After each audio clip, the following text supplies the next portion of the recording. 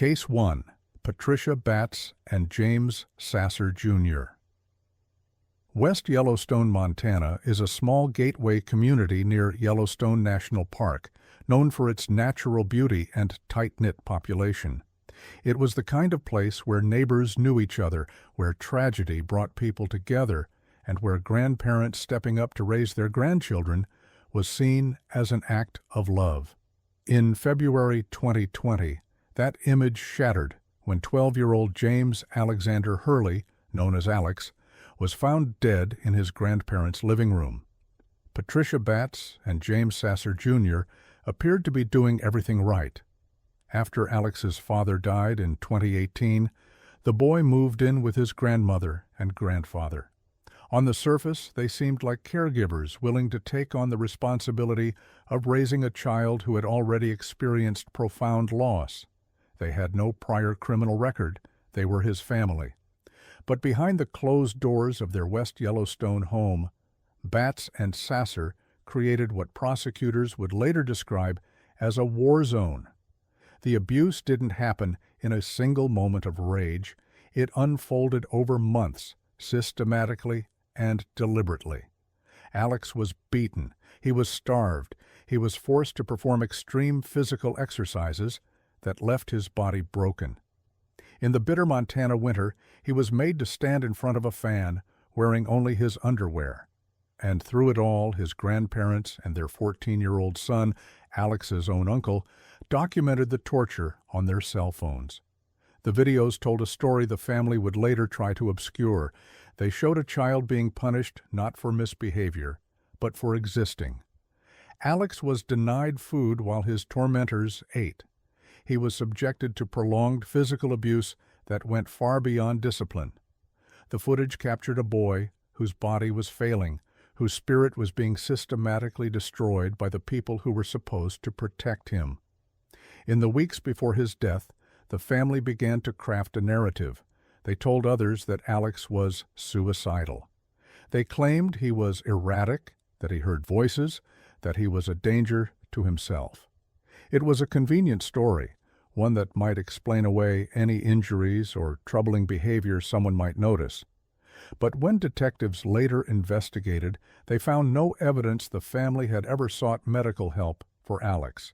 There were no calls to mental health professionals, no reports to law enforcement about a child in crisis. The claims existed only in the family's words, a preemptive defense for what they were doing to him. On February 3, 2020, Alex died from blunt force trauma to the back of his head. His small body, already weakened by months of abuse, could no longer sustain life. When emergency responders arrived at the home, they found him in the living room. The family's explanations didn't match the evidence. The bruises, the wounds, the signs of long-term abuse, all of it pointed to a truth far darker than an accident or a troubled child harming himself. The investigation moved quickly. Detectives seized the cell phones belonging to Batts, Sasser, and their teenage son. What they found was damning. The videos provided a timeline of abuse stretching back to at least December 2019. They showed the deliberate nature of the torture. They captured moments that proved this wasn't discipline gone too far or frustration boiling over. This was calculated cruelty, filmed and preserved by the perpetrators themselves. Prosecutors presented the evidence to a grand jury. Patricia Batts, James Sasser, Jr., and their 14-year-old son were all charged with deliberate homicide. The teenage uncle, accused of causing the injuries that likely led to Alex's death, accepted a plea deal in October 2020 and was sentenced in youth court. He would serve time in a juvenile facility until age 18, then remain on probation until 25. James Sasser, Jr. was the first adult to face sentencing. In March 2022, he pleaded guilty to deliberate homicide, felony child endangerment, and felony tampering with a witness. At his hearing, he acknowledged that he had failed to protect Alex. The judge sentenced him to 100 years in prison. Even if granted parole at the earliest possible date, Sasser would be well over 100 years old. Patricia Batts faced trial in the summer of 2023. But in May, before the trial could begin, she changed her plea. She admitted to deliberate homicide, criminal child endangerment, and tampering with witnesses and informants. The plea agreement called for a life sentence. In August 2023, Batts appeared in the Gallatin County District Court for sentencing. The courtroom filled with Alex's family, his mother, his aunt, his teenage siblings.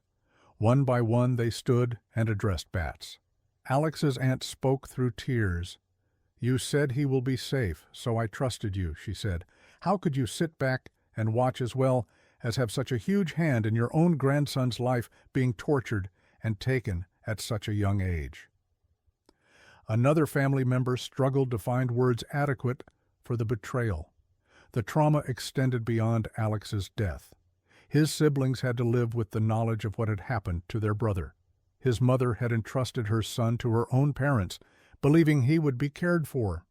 Batts appeared emotional as she listened to the statements. When given the opportunity to speak, she offered what seemed like a hollow acknowledgement. "I regret not being the grandmother Alex should have had," she said. It was a statement that framed her failure as one of inadequacy rather than malice, as though she had simply fallen short of an ideal rather than actively participated in her grandson's torture and death. District Court Judge John C. Brown handed down the sentence.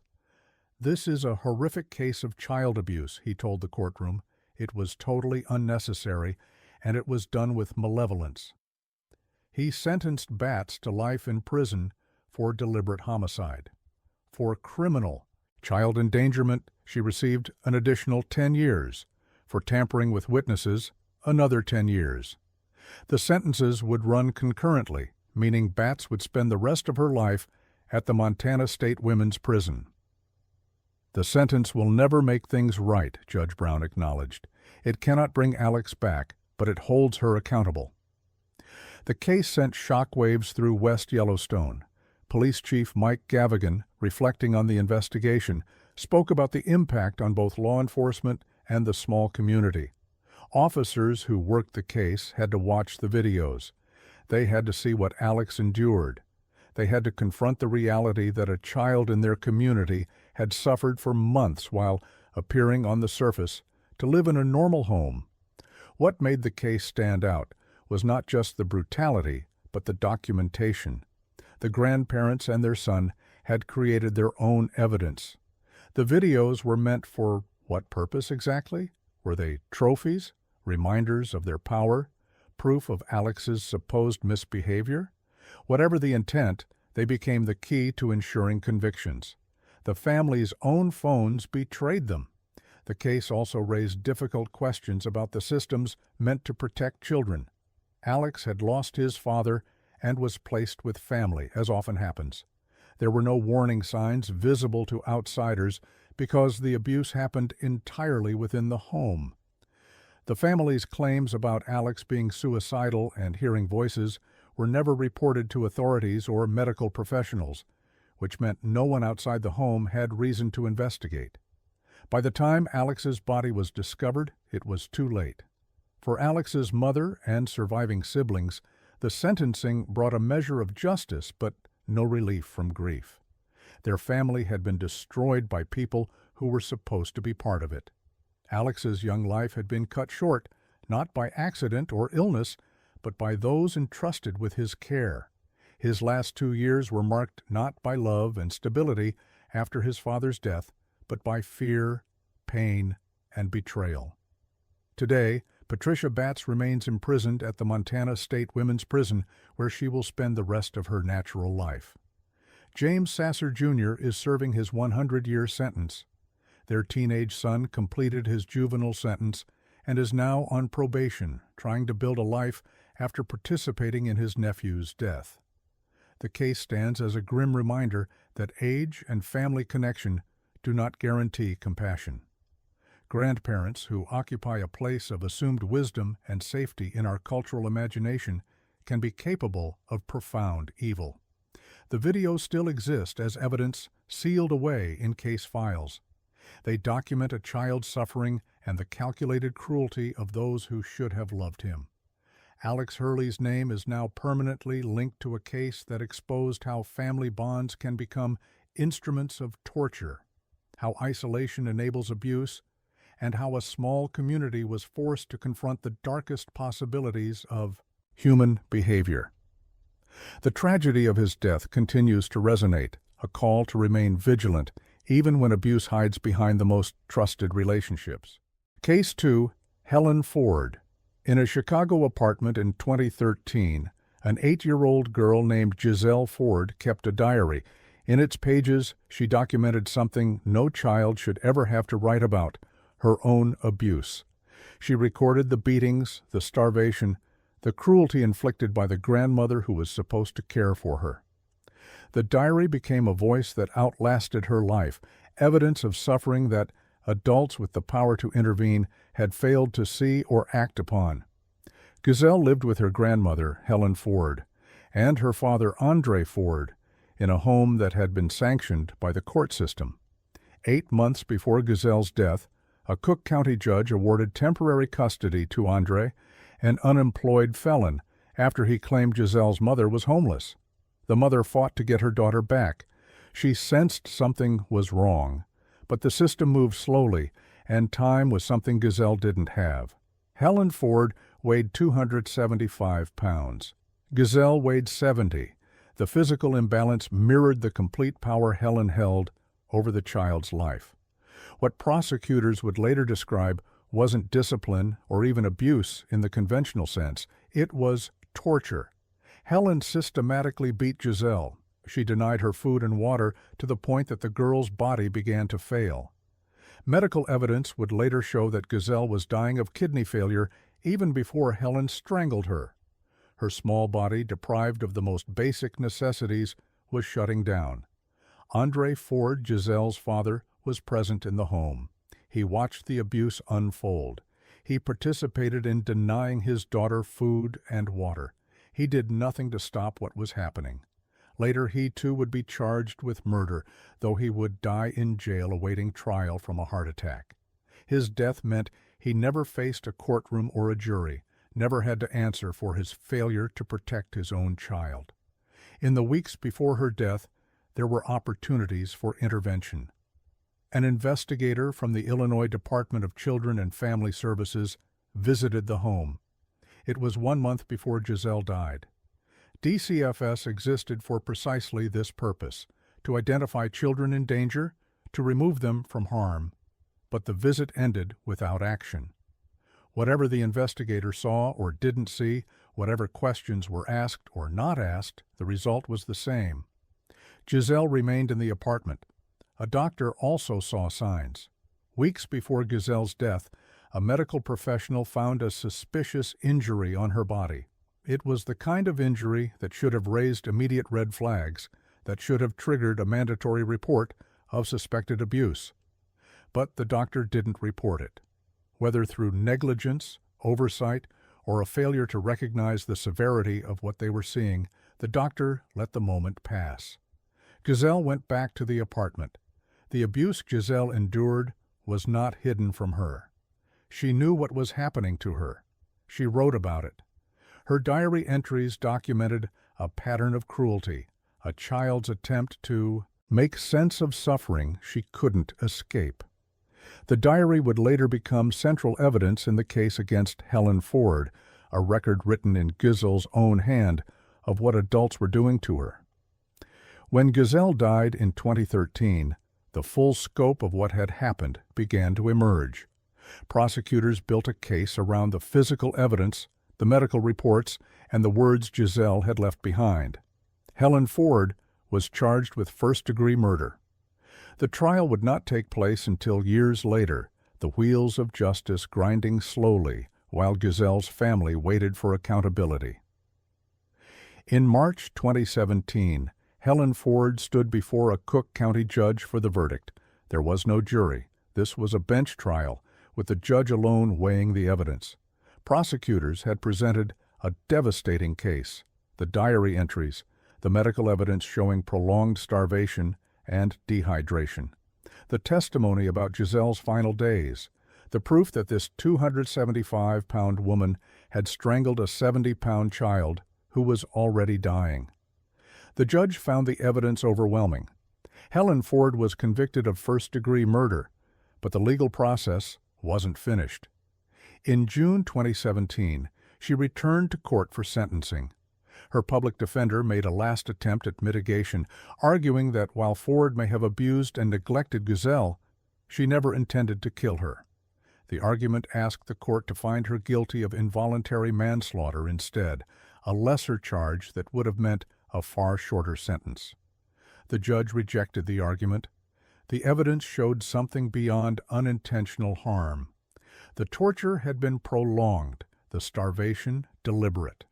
The strangulation was a final act in a pattern of cruelty that had destroyed a child's body and taken her life. The judge sentenced Helen Ford to natural life in prison without the possibility of parole. The sentence reflected what the court described as the exceptionally brutal nature of the murder. Ford showed little reaction to the sentence. She would spend the rest of her life in an Illinois prison, her future measured not in years until potential freedom, but in the decades she would remain behind bars until her death. For Giselle's mother, the verdict brought no comfort. She had tried to regain custody of her daughter. She had told anyone who would listen that something was wrong. But the system that had awarded temporary custody to Andre Ford, a man with a criminal record and no employment, had not moved quickly enough to respond to her concerns. She filed a civil lawsuit against the state, claiming that a DCFS caseworker had visited the home, had ignored obvious signs of abuse, and had left Giselle in a situation that led to her death. The failures were multiple and damning. The Cook County judge who awarded custody to a father with a criminal record over a mother accused only of being homeless.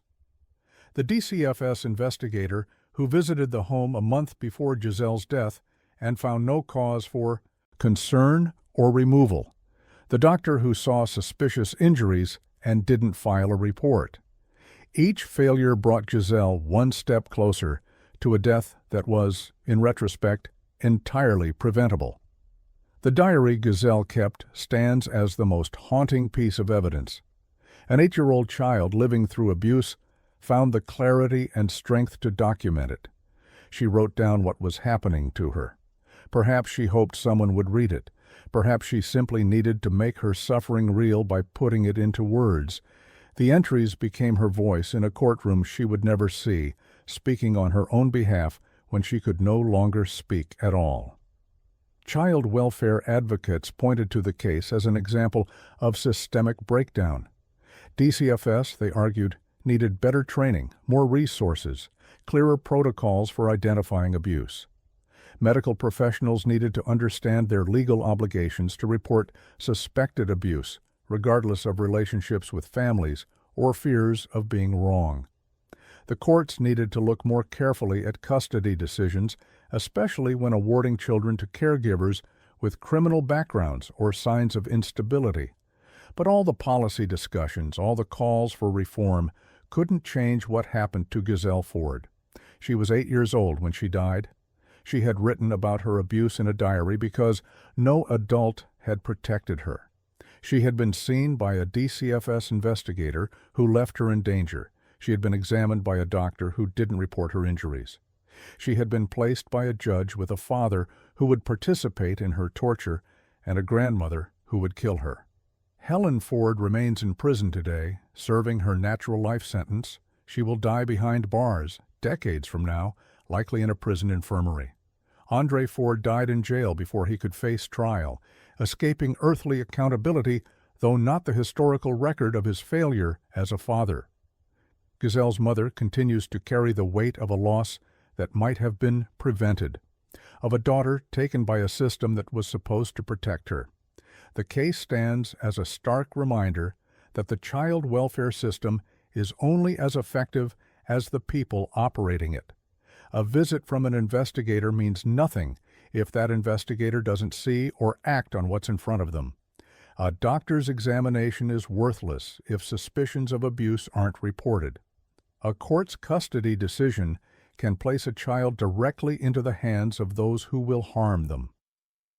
Gazelle Ford's diary remains sealed in evidence files, a testament to a child's attempt to document her own suffering. Her words outlasted her life. They helped convict her killer. They exposed systemic failures, but they couldn't save her. That opportunity belonged to the adults who saw the signs and did nothing, who had the power to intervene and chose not to, who let an 8-year-old girl die in a Chicago apartment while her grandmother tortured her, and her father looked on. Case 3. Michael and Carrie Ives. Michael and Carrie Ives installed security cameras in their home on Kingsley Road in Garden City, Deeside, North Wales. The cameras were meant to provide safety, to monitor the household, to create a record of daily life. Instead, they documented something far darker. The footage captured weeks of systematic abuse directed at their 2-year-old grandson, Ethan Ives Griffiths. The grandparents' own surveillance system would become the most damning evidence against them, an unblinking witness to cruelty they apparently believed they could hide. Ethan lived in the home with his grandparents and his mother, Shannon Ives. At just 2 years old, he was entirely dependent on the adults around him for food, care, and protection. He received none of those things.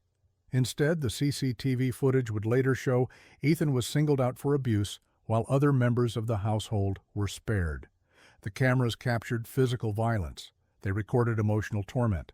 They documented a pattern of behavior that prosecutors would describe as wicked. In the weeks leading up to August 14, 2021, Ethan's small body bore the signs of prolonged neglect and abuse. He was dehydrated, his lips dry and cracked. He was malnourished, his development stunted by lack of proper food. Bruises marked his skin, evidence of violence inflicted by hands much larger than his own. The cameras saw it all, recording hours of footage that would later be analyzed frame by investigators and presented to a jury. On the morning of August 14th, Ethan was found unconscious and unresponsive. His grandmother, Carrie Ives, discovered him in this state. What happened next revealed the callousness at the heart of the case. Carrie did not immediately call for help. She waited. 18 minutes passed before emergency services were contacted, 18 minutes during which a 2-year-old child lay dying, during which every second mattered, during which a grandmother made the choice to delay the call that might have saved him. When paramedics arrived, they quickly assessed Ethan's condition. The signs of long-term abuse were immediately apparent. His dehydration was severe enough to be visible in his cracked lips and sunken features. His malnourishment suggested weeks or months of inadequate feeding. The bruises told a story of repeated violence. Ethan was rushed to the hospital, but his small body had endured too much. He died 2 days later, on August 16, 2021. The investigation that followed was meticulous. North Wales Police Major Investigation Team began the difficult work of piecing together what had happened to Ethan. They interviewed family members, they gathered medical evidence, and crucially, they seized the CCTV footage from the home.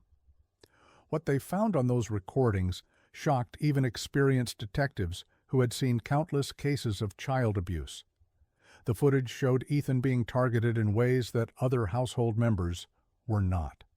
The abuse was not random or the result of momentary loss of control. It was systematic. Ethan was subjected to punishments and violence that revealed a deliberate pattern of cruelty. The cameras captured the physical abuse, the striking, the rough handling. They also captured the emotional abuse, the way Ethan was treated differently, singled out, isolated within his own home. Detective Superintendent Chris Bell, the senior investigating officer, would later speak about the investigation. "Ethan wasn't here to tell us what happened to him," he said, "so it was vitally important that we gave him a voice." The CCTV footage became that voice. It testified when Ethan could not. It showed what he had endured during his final weeks of life. The case went to trial at Mold Crown Court in the summer of 2025. The trial lasted 6 weeks, with prosecutors presenting the extensive video evidence alongside medical testimony about Ethan's condition. The jury of 7 women and 5 men heard expert analysis of the injuries Ethan had sustained. They watched footage that documented the abuse. They learned about the 18-minute delay before emergency services were called. Michael Ives, age 48, and Carrie Ives, age 46, were charged with murder and child cruelty. Their daughter, Shannon Ives, age 28, was charged with allowing her son's death and with child cruelty. All 3 pleaded not guilty. The defense would have to contend with the video evidence, with medical testimony, and with the timeline of Ethan's deteriorating condition. On July 15, 2025, after hearing all the evidence, the jury reached their verdict. It was unanimous. Michael Ives was guilty of murder. Carrie Ives was guilty of murder. Both were found guilty of child cruelty. Shannon Ives was convicted of allowing her son's death and of child cruelty. The verdicts meant that all 3 adults in that household, the grandparents who were supposed to protect Ethan, and the mother who gave birth to him, had been found responsible for his death. The sentencing hearing took place on October 3, 2025, at Mold Crown Court. Judge Derek Sweeting presided over the proceedings. He had reviewed all the evidence. He had seen the CCTV footage. He had read the medical reports detailing what Ethan endured. When he addressed the defendants, his words reflected the gravity of what they had done. It is impossible to imagine the terror a 2-year-old would feel in suffering the punishments and horrific injuries he endured, Judge Sweeting told the court. He described the behavior of Michael and Carrie Ives as wicked, not misguided, not the result of stress or inadequate parenting skills. Wicked. The choice of word was deliberate and damning. Michael Ives was sentenced to life imprisonment with a minimum term of 23 years. He will be eligible for parole consideration in his 70s, though there is no guarantee he will ever be released. Carrie Ives received life imprisonment with a minimum term of 17 years. Shannon Ives, for allowing her son's death and for her failure to protect him, was sentenced to 12 years in prison. Throughout the sentencing, none of the 3 defendants took responsibility for their actions. Detective Superintendent Bell noted this in his statement after the hearing. "Not one of them have ever taken responsibility for their actions," he said. Even faced with overwhelming video evidence, even after a jury unanimously found them guilty, they maintained their denial. For Ethan's paternal family, his father's relatives who had been excluded from his life, the verdicts and sentences brought a measure of justice, but no peace. They had not known the extent of what Ethan was suffering. They had not been given the opportunity to intervene. Detective Constable Lee Hershey Jones, the investigating officer, addressed the family in his statement. "The anguish and heartache felt by Ethan's paternal family is difficult to come close to imagining, but I hope they can now find some comfort in knowing we secured justice for Ethan." The case sent shockwaves through North Wales and beyond.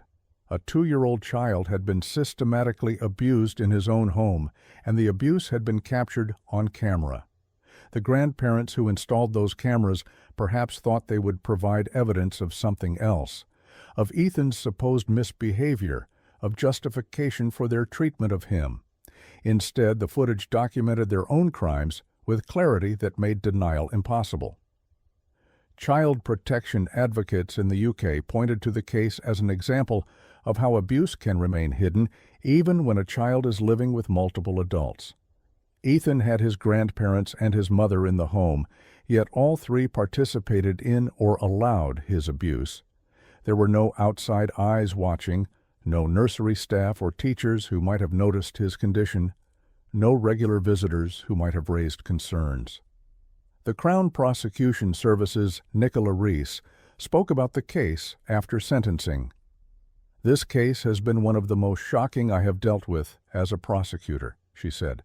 "The CCTV evidence showing how Ethan was singled out and abused was harrowing. The acts of cruelty, both physically and emotionally, were on a level rarely seen. Her words underscored the exceptional nature of the case, the depth of the cruelty inflicted on a child barely past infancy. The investigation had taken a toll on everyone involved. Detective Superintendent Bell acknowledged this in his statements. They were also driven by the determination of seeking justice for Ethan, often to the detriment of their own welfare, he said of the investigation team.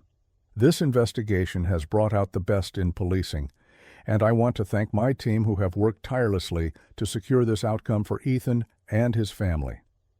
Today, Michael and Carrie Ives are serving their sentences in separate UK prisons.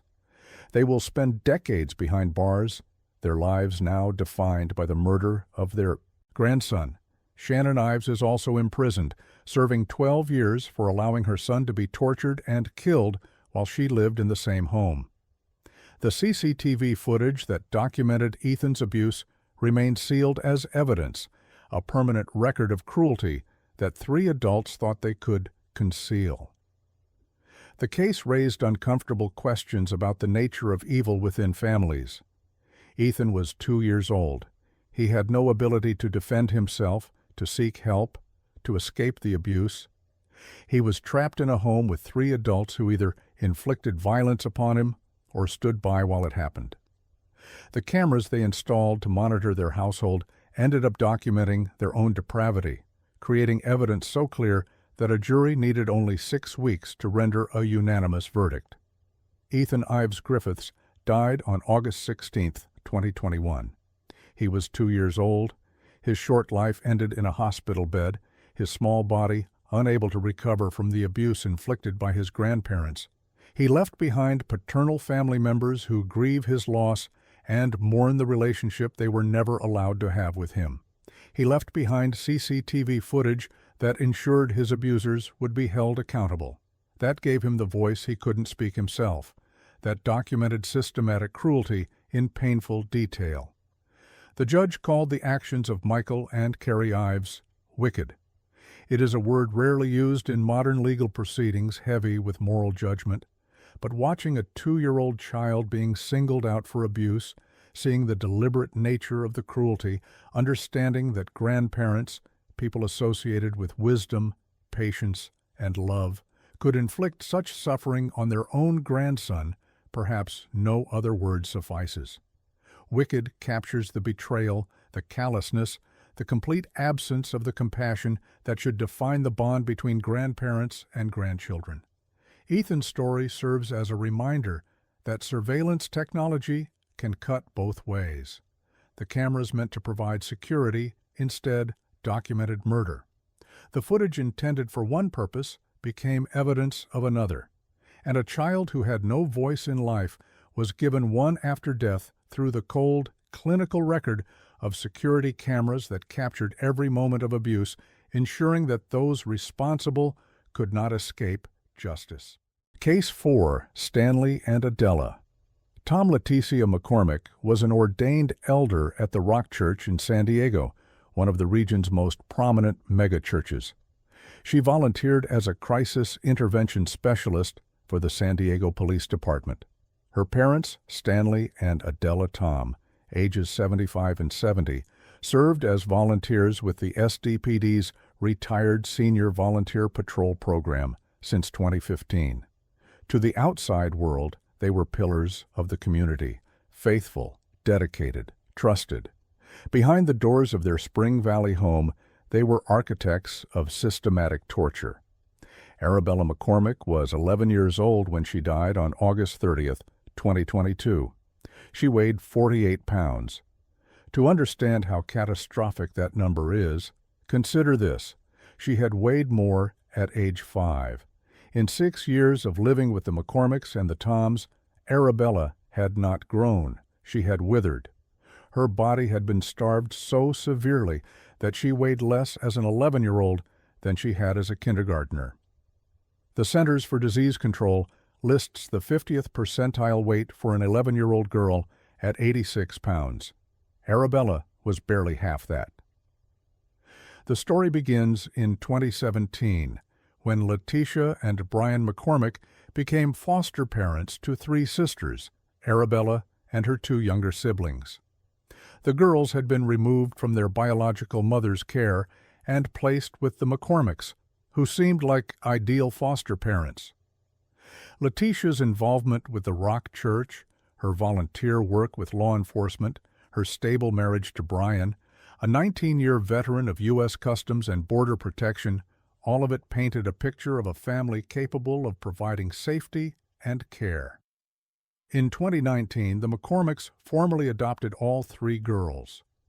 What happened after the adoption was a descent into horror that lasted until Arabella's death 3 years later, and the evidence would later show it wasn't the work of one disturbed individual. It was a conspiracy involving 4 adults who coordinated their abuse through text messages, who worked as a team to create what prosecutors would describe as an environment of torment, pain, suffering, violence, and fear. The abuse was comprehensive and calculated. Arabella and her sisters were beaten with paddles and sticks. They were deliberately starved, with food kept in locked cupboards. They were denied water to the point of severe dehydration. For 4 years, they received no medical treatment, even as injuries accumulated and their bodies deteriorated. They were confined to their bedrooms with motion alarms installed to detect if they tried to leave. When the alarms went off, they were punished. They were forced to perform rigorous physical exercises that their malnourished bodies could barely sustain. They were denied access to bathrooms, forced to soil themselves, and then punished for it. The text messages seized from the family's phones told the story of how this worked. The adults coordinated, they planned, they encouraged each other. Letitia would text her father Stanley with instructions about the children. Stanley would text back with updates. Adela, initially not charged with murder, was later found to have been deeply involved in coordinating the abuse even when she wasn't physically present. In one text message sent 5 days before Arabella's death, Adela learned that Arabella had a bloody nose while lying in bed. Her response, according to prosecutors, he should just let her lay there and bleed because Arabella just wanted attention. 4 days before Arabella died, Brian McCormick texted his wife about one of the children. "She can just soak in that shit and get sick. Arabella will be done soon, and we will only have 2 to worry about." The message revealed the adults' awareness that Arabella was dying. They knew. And they did nothing to help her. In fact, they continued the abuse. The text messages also showed the extent of the conspiracy. Letitia would instruct Brian to spank the children every time they set off an alarm. She told her father that when Arabella ate cereal, her spoon should not be heaping, and should be almost level, ensuring that even the small amount of food the girl was given would be further restricted. The adults discussed imprisoning the girls in their bedroom and maintaining the motion alarms to keep them trapped. There had been warning signs, multiple warning signs. Arabella and her sisters attended Highlands Elementary School before being pulled out for homeschooling after the adoption. While they were still in school, teachers and staff noticed troubling things. Arabella's kindergarten teacher reported that the child said her foster parents forced her to sleep on the floor. School employees separately reported concerns about unusual rules, the strict limitations on Arabella's diet, the rationing of water intake, the restriction of bathroom breaks to just twice per day. These concerns were reported to San Diego County's Child Welfare Services. Social workers investigated. They interviewed the family, but they never interviewed Arabella at school, away from her parents. The McCormicks and the Toms denied the allegations. The children, in the presence of their abusers, also denied them. Without independent interviews, without thoroughly investigating the unusual rules that multiple trained educators had flagged as concerning, social workers determined the allegations were unfounded. Arabella's second-grade teacher later testified about her interactions with Letitia McCormick. The teacher was never shown concerning behavior from Arabella that would justify the strict rules Letitia demanded. "I wasn't seeing those behaviors. I felt that it didn't make sense, the teacher said. There were so many things that she asked of me to ration and regulate. It didn't seem natural for a child. An even more disturbing detail emerged from Arabella's kindergarten class aide, who recalled receiving a note from Letitia in an envelope. The note said, "Arabella is," followed by a list. "A terrible child. She's a liar. You can't believe anything she says. She's a thief. She steals everything." It was a preemptive strike, an attempt to discredit the child before she could tell anyone what was happening at home. After the adoption in 2019, the McCormicks pulled all 3 girls out of school for homeschooling. With no teachers to see them, no mandated reporters to notice changes in their appearance or behavior, the girls disappeared from outside view. The abuse intensified. For 3 years, Arabella and her sisters lived in isolation with 4 adults who were starving, beating, and torturing them.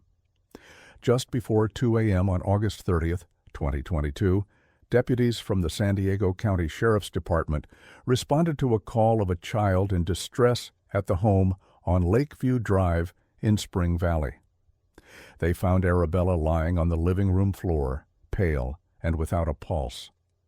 Paramedics rushed her to the hospital, but her body, emaciated, broken, pushed beyond its limits, could not recover.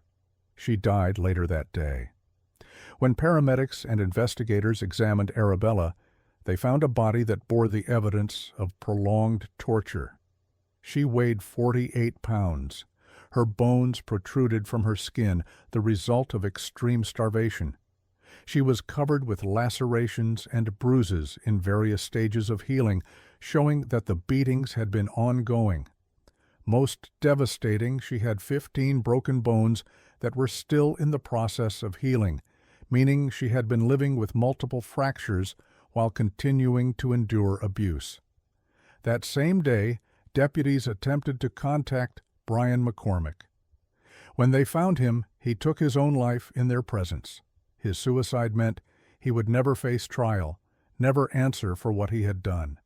If he had lived, prosecutors said, he would have been charged alongside the others. His text messages showed he was not a passive participant, but an active coordinator of the abuse.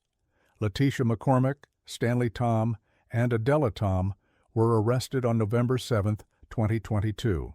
Initially, Letitia and Stanley were charged with murder, while Adela faced only charges of torture and child abuse. But as prosecutors reviewed the evidence, hundreds of text messages, multiple videos, and photos seized from the family's phones, they concluded that Adela had been more involved than first understood. In January 2024, they added a murder charge to her case. A grand jury heard testimony over 8 days in October 2024.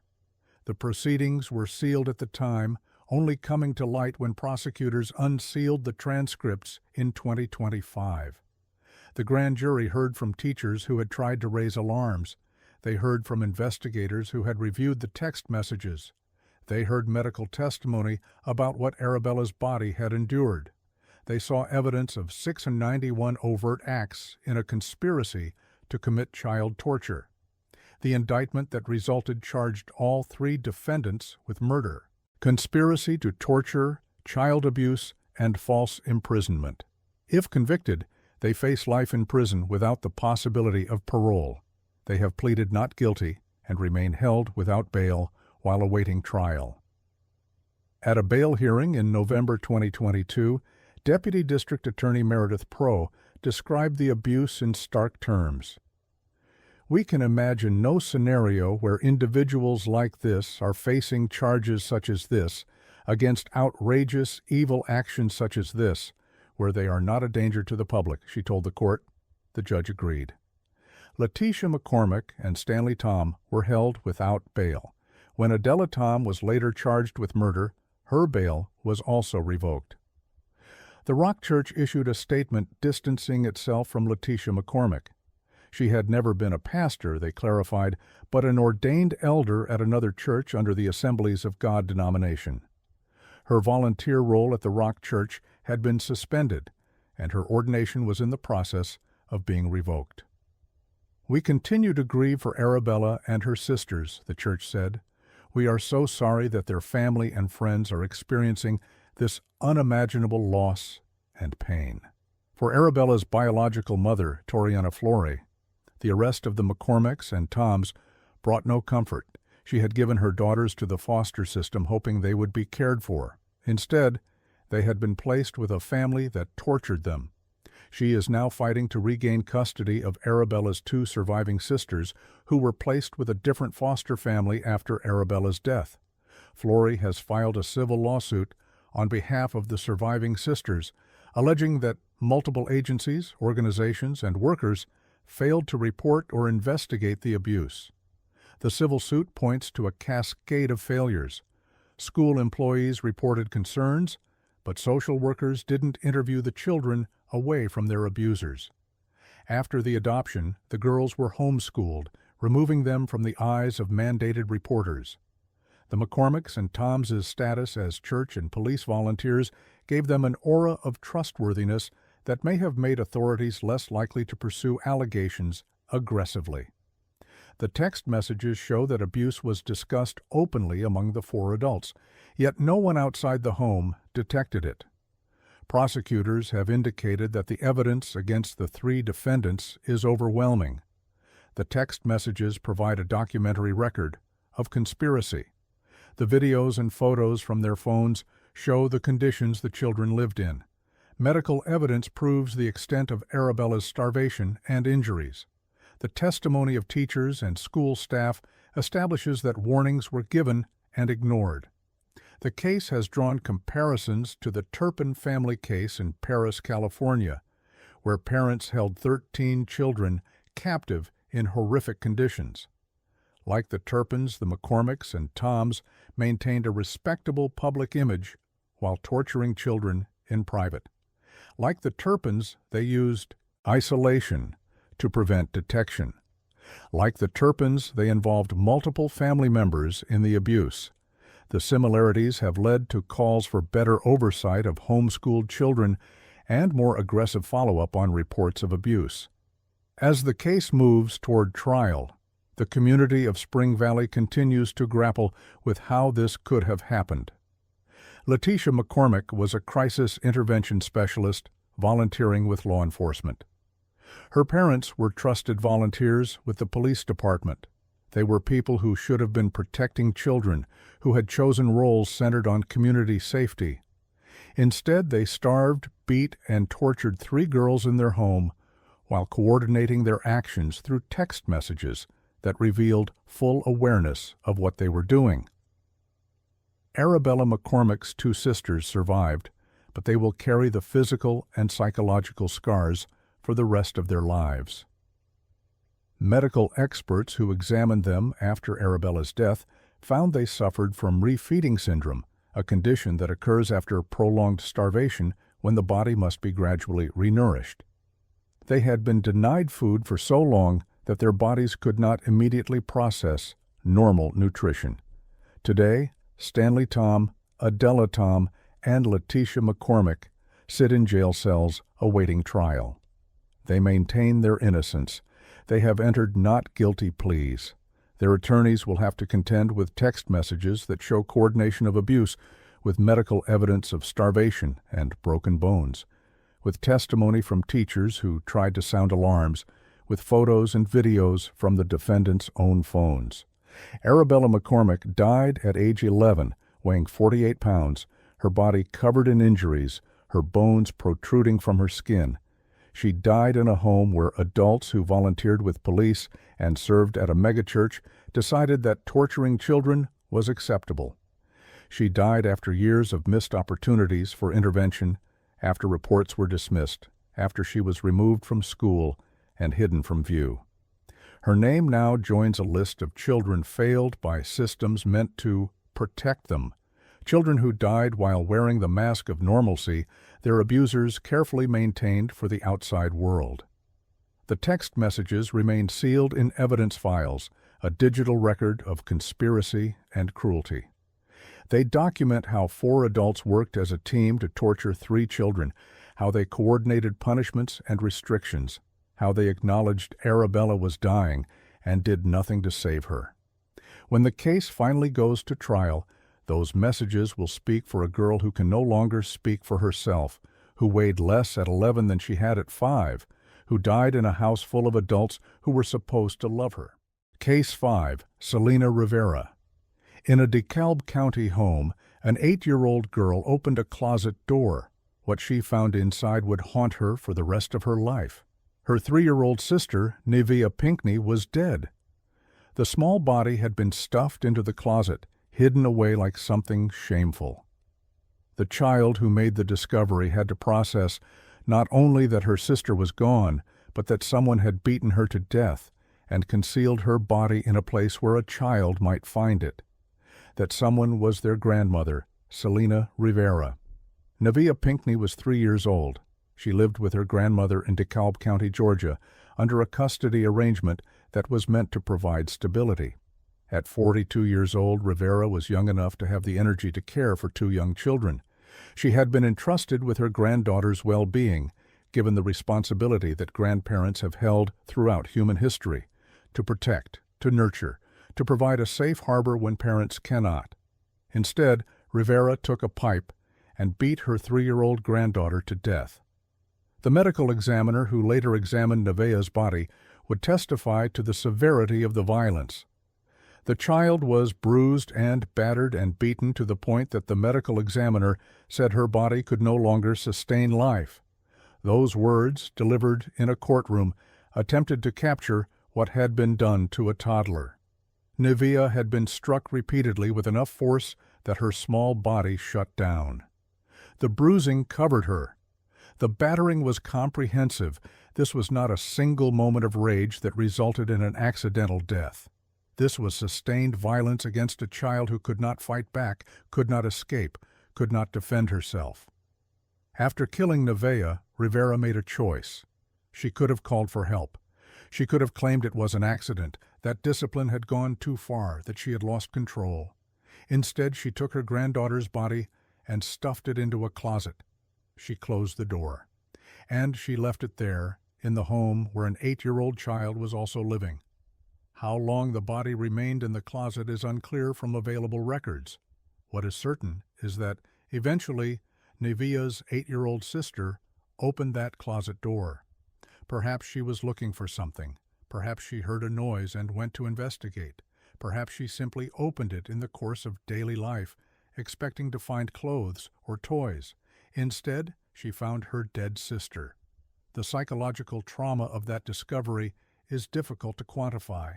At 8 years old, the surviving sister became a witness to murder. She saw what violence had done to her younger sibling. She understood in that moment that their grandmother, the person caring for them, the adult they depended on, had killed Nevia and hidden her body. The image of what she saw in that closet would be something no amount of therapy could fully erase. When authorities were finally notified and arrived at the scene, they found evidence of a beating so severe it had killed a 3-year-old. They found a grandmother who would claim innocence. And they found a surviving child who would need protection, counseling, and a new home, having lost both her sister and the grandmother she had trusted. Selena Rivera was arrested and charged with murder. The case moved through the DeKalb County justice system. Prosecutors built their case around the medical evidence, the brutality of the beating, and the fact that Rivera had concealed the body rather than seek help. The defense would have to contend with a dead 3-year-old and a medical examiner's testimony about the extent of the violence. Throughout the trial, Rivera maintained her innocence. She did not admit to beating Nevea. She did not acknowledge hiding the body in the closet. She insisted she was not responsible for her granddaughter's death, despite the evidence showing that Nevea had been beaten to death with a pipe while in Rivera's care, in Rivera's home, and that her body had been hidden in Rivera's closet. A jury heard the evidence. They saw the medical reports detailing the injuries. They heard testimony about the pipe used as a weapon. They learned about the 8-year-old sister who discovered her sibling's body. They deliberated and reached a verdict. Selena Rivera was found guilty of murder. The sentencing was scheduled for November 2019. Rivera was transported to the DeKalb County Courthouse for the hearing. This was the moment when the judge would determine how many years she would spend in prison for beating her granddaughter to death. It was the opportunity for victim impact statements for the court to hear about the lives destroyed by her actions. It was the moment when the justice system would impose consequences for the murder of a child. Selena Rivera refused to enter the courtroom. Her attorney, Daryl Queen, had to inform the judge of his client's decision. Ms. Rivera has confirmed to me that she would like to be sentenced without being inside the courtroom, he told the court. It was an extraordinary act of defiance and disrespect. Rivera would not face the judge who was about to sentence her. She would not be present to hear about the impact of her crime. She would not even perform the basic act of appearing before the court to receive her punishment. The judge proceeded with the sentencing in Rivera's absence. Prosecutor Lee Williams addressed the court, describing what had been done to Nevaeh. She was bruised and battered and beaten to the point that the medical examiner said her body could no longer sustain life, Williams said, making sure the severity of the crime was on the record before sentence was imposed. The judge handed down the sentence. Selena Rivera would serve life in prison for the murder of her granddaughter.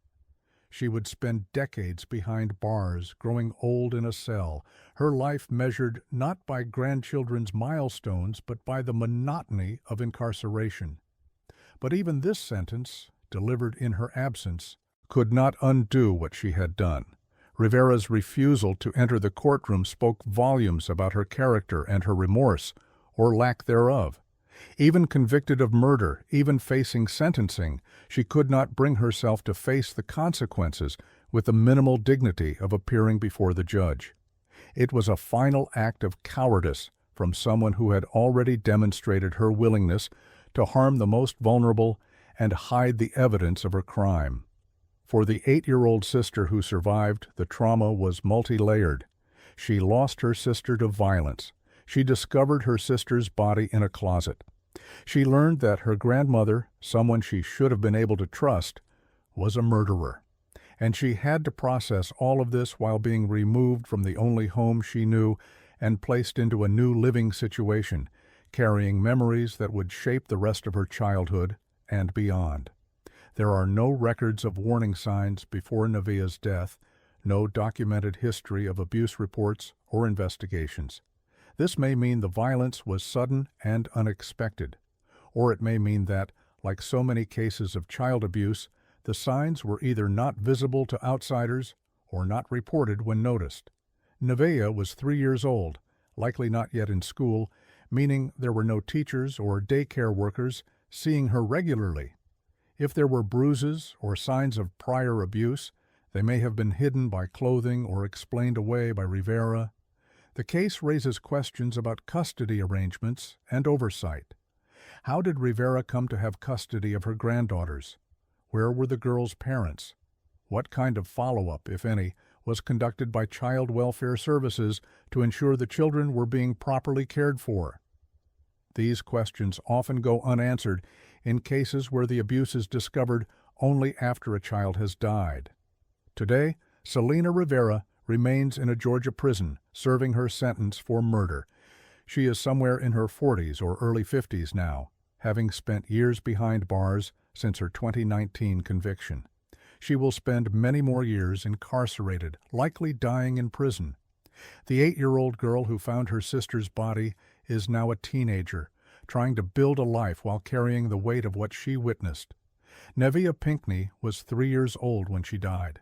She should have been starting preschool, learning her letters, playing with toys, experiencing the world with the wonder of early childhood. Instead, she experienced violence at the hands of her grandmother, was beaten with a pipe until her body could no longer survive, and was stuffed into a closet like something to be hidden and forgotten. The case stands as a reminder that the grandmother's role in a family, typically associated with gentleness and patience, offers no guarantee of safety. Selena Rivera had custody of her granddaughters and used that position of trust to inflict fatal violence. She beat a 3-year-old to death, hid the body, and then refused to even face the judge who sentenced her, demonstrating a complete absence of remorse or accountability. The judicial system convicted her. The prison system confines her. But nothing brings back Nevaeh. Nothing erases what her sister saw in that closet. Nothing repairs the trust that was shattered when a grandmother proved to be not a protector, but a killer. The case is brief in its available details, but those details are sufficient to understand the tragedy. A child beaten to death, a body hidden in a closet, a sister traumatized by discovery, and a grandmother who refused to face the consequences of her actions even as she was sentenced to spend the rest of her life in prison. Selena Rivera's refusal to enter the courtroom for sentencing became the final chapter in her story. A woman who murdered her granddaughter and could not muster even the minimal courage to stand before a judge and hear her punishment pronounced. She remained absent, just as she had been absent as a protector, absent as a source of safety, absent as anything resembling the grandmother she was supposed to be. Case 6. Patricia Ann Ricks. Patricia Ann Ricks was 72 years old when she beat her 8-year-old granddaughter to death. The violence she inflicted was so severe, so comprehensive, that when the child arrived at Nash UNC Healthcare Emergency Room in Rocky Mount, North Carolina, she was already dead. The medical staff who examined her found injuries throughout her entire body and head, evidence of a beating that had been brutal and sustained, delivered by hands that should have been gentle. The child, whose name has been withheld to protect her identity, lived with her grandmother in Nash County, approximately 50 miles east of Raleigh. The arrangement, a grandparent caring for a grandchild, is common in families across America. Sometimes it happens because parents are working, sometimes because of instability in the parental home, sometimes because of tragedy or illness. Whatever the reason, the assumption underlying these arrangements is that grandparents will provide a safe, stable environment. Patricia Ann Ricks destroyed that assumption. On an afternoon in February 2023 at approximately 4 p.m., officials from the Nash County Sheriff's Office received a call. An 8-year-old girl had been brought into the emergency room with severe injuries. When deputies and detectives arrived at the hospital to investigate, they learned the child had already died. The injuries were immediately suspicious. This was not an accident, not a fall, not something that could be explained by normal childhood mishaps. The child had been beaten. The severity of the injuries shocked even experienced law enforcement officers and medical professionals who had seen countless cases of trauma. The child had severe injuries throughout her entire body and head, investigators later reported. This phrase, clinical and restrained, attempted to convey what had been done to an 8-year-old. The injuries were not localized to one area. They covered her body. They covered her head. Wherever the child could be struck, she had been struck. For a 72-year-old woman to inflict this level of damage requires consideration. Patricia Ann Ricks was elderly by any standard. At 72, many people struggle with physical tasks, experience declining strength, deal with arthritis or other age-related conditions. Yet Ricks had the strength and the will to beat an 8-year-old child so severely that the injuries covered the child's entire body and head and were sufficient to cause death. The force required to kill a child through beating is substantial. Children's bodies are resilient. They heal quickly. They can survive injuries that would seriously harm an adult.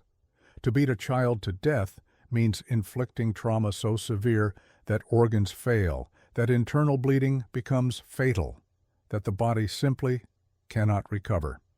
And Ricks did this not in a single moment of explosive rage, but through a sustained attack that left injuries from head to toe. Investigators from the Nash County Sheriff's Office immediately began working to understand what had happened. The cause of death was clear. The child had been beaten. The question was, who had done it, and under what circumstances? The investigation led them to Patricia Ann Ricks. The child had been in her care, the child had been living with her, and the timeline suggested the beating had occurred while the child was with her grandmother. Ricks was arrested and taken to the Nash County Sheriff's Office for questioning. This was her opportunity to explain what had happened, to provide her version of events, to offer context or justification or claim accident. Instead, she made no statement.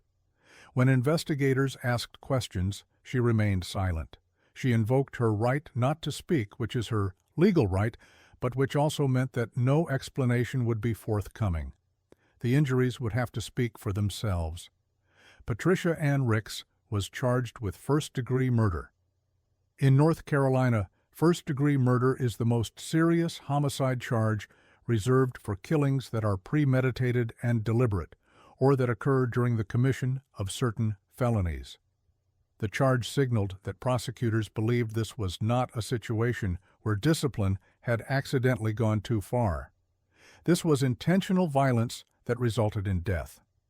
The case immediately raised questions about how an 8-year-old child came to be living with a 72-year-old grandmother who would kill her.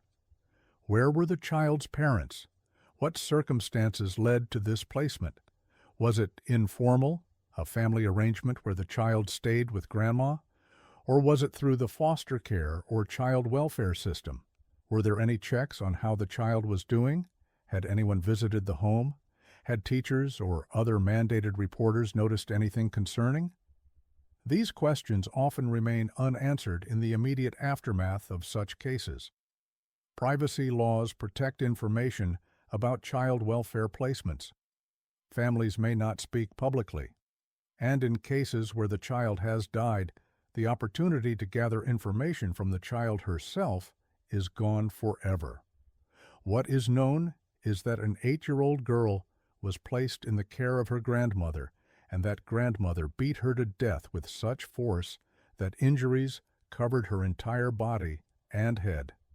The child would have been in 3rd grade or thereabouts, old enough to articulate what was happening to her if anyone had asked. But by the time anyone did ask, by the time medical professionals saw her in the emergency room, she was already dead. The case highlights the vulnerability of children in kinship care arrangements. When a child is placed with relatives, rather than in foster care with strangers, there is often less oversight. The assumption is that family members will naturally care for their own, that blood ties create protection. But cases like this one demonstrate that being related to a child does not guarantee safety. Patricia Ann Ricks was the child's grandmother, bound to her by blood. Family connection, and she killed her. The age of the perpetrator adds another layer to the tragedy. At 72, Ricks was at an age when many people are retired, focused on leisure, spending time with grandchildren in positive ways. She was old enough to have raised her own children decades earlier, to have life experience, to understand the fragility and preciousness of a child's life. Yet she used her strength, and elderly or not, she clearly had enough strength to beat an 8-year-old to death. The case also raises questions about elder caregiving and stress. Was Ricks overwhelmed by caring for an 8-year-old? Did she have the physical and emotional resources to handle a child that age? Were there behavioral issues with the child that Ricks felt unable to manage? These questions don't excuse what happened. Nothing excuses beating a child to death, but they point to potential systemic issues in how children are placed with elderly relatives without adequate support or oversight. The criminal case against Patricia Ann Ricks has proceeded through the North Carolina court system.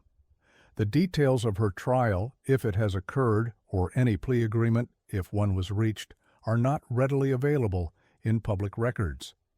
First-degree murder charges can take years to move through the judicial process. There are pre-trial motions, discovery, potentially competency evaluations given Ricks's age. The case may still be pending, or it may have been resolved without significant media coverage. What remains certain is that an 8-year-old girl is dead, killed by her grandmother through a beating so severe it left injuries throughout her entire body and head. The child arrived at the hospital already deceased, having suffered trauma that no child should endure. Her grandmother, the woman entrusted with her care, stands accused of first-degree murder. The Nash County community, like many rural North Carolina communities, is close-knit. News of a grandmother beating her granddaughter to death would have spread quickly and shocked residents. These are places where people know their neighbors, where family ties run deep, where grandmothers are respected figures. The idea that a 72-year-old woman could kill her grandchild challenges fundamental assumptions about family and safety. For other family members, the child's parents, siblings, if she had any, other relatives, the loss is compounded by betrayal. Not only is the child gone, but she was killed by someone who should have protected her. There may be guilt among other adults who placed the child with Ricks or who failed to notice signs of abuse. There is certainly grief, the particular kind that comes from preventable death. The case stands as a reminder that age does not preclude violence. Patricia Ann Ricks was 72 years old, well past the age when most violent crime is committed, yet she inflicted fatal violence on a child. The image of an elderly grandmother beating an 8-year-old to death is difficult to reconcile with cultural expectations, but it is what happened. The injuries throughout the child's body and head tell a story of sustained violence, of multiple strikes, of a beating that continued until a child died. Child welfare advocates have long argued for better oversight of kinship placements, situations where children are placed with relatives rather than in foster care. While these placements often work well and are preferable to institutional care, they can also hide abuse. Family members may be less likely to report concerns about relatives. Oversight may be minimal based on the assumption that family members are trustworthy. And children may be placed with elderly relatives who lack the physical or emotional capacity to care for them appropriately. The Nash County case demonstrates what can happen when these placements go wrong.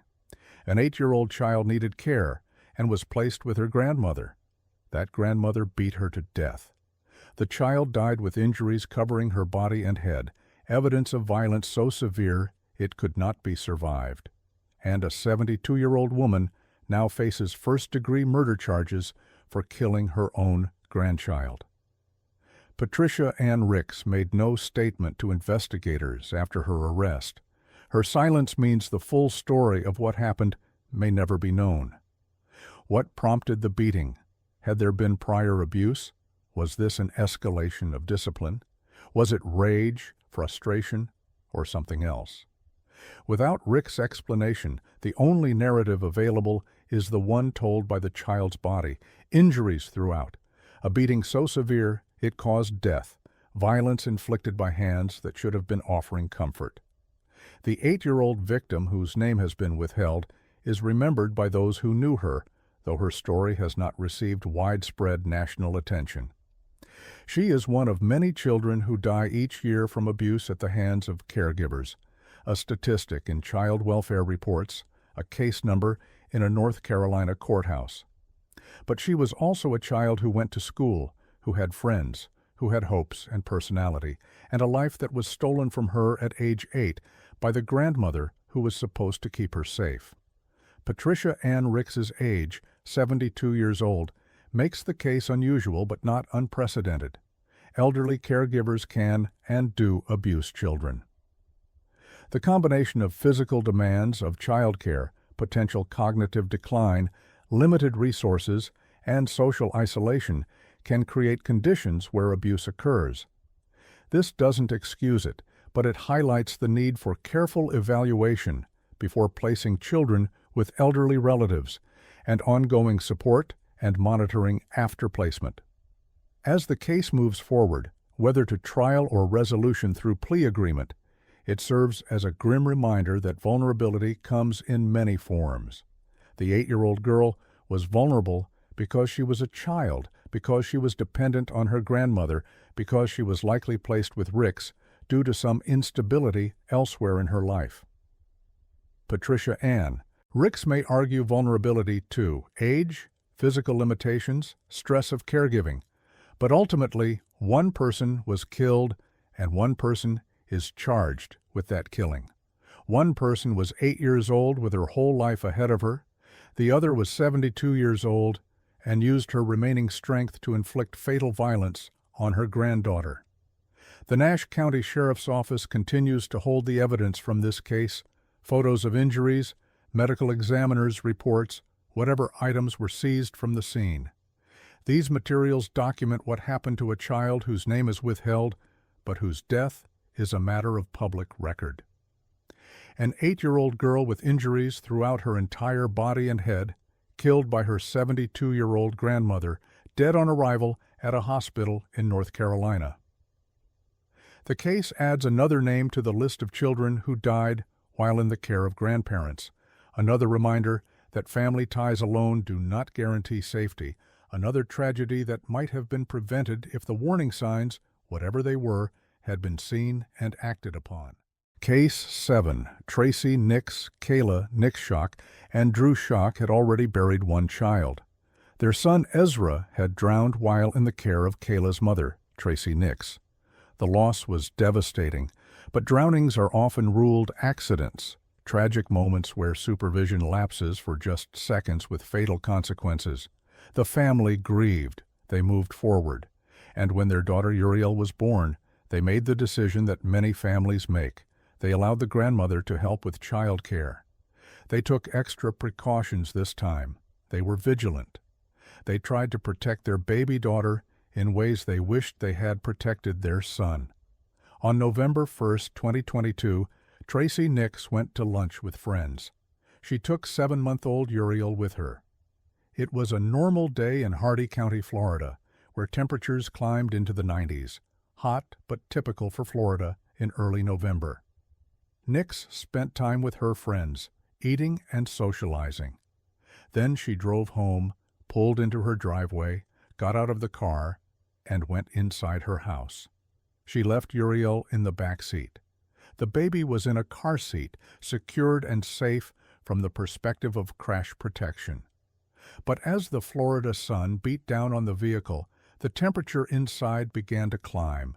In a closed car on a 90-degree day, the interior temperature can reach 130 degrees or higher within an hour.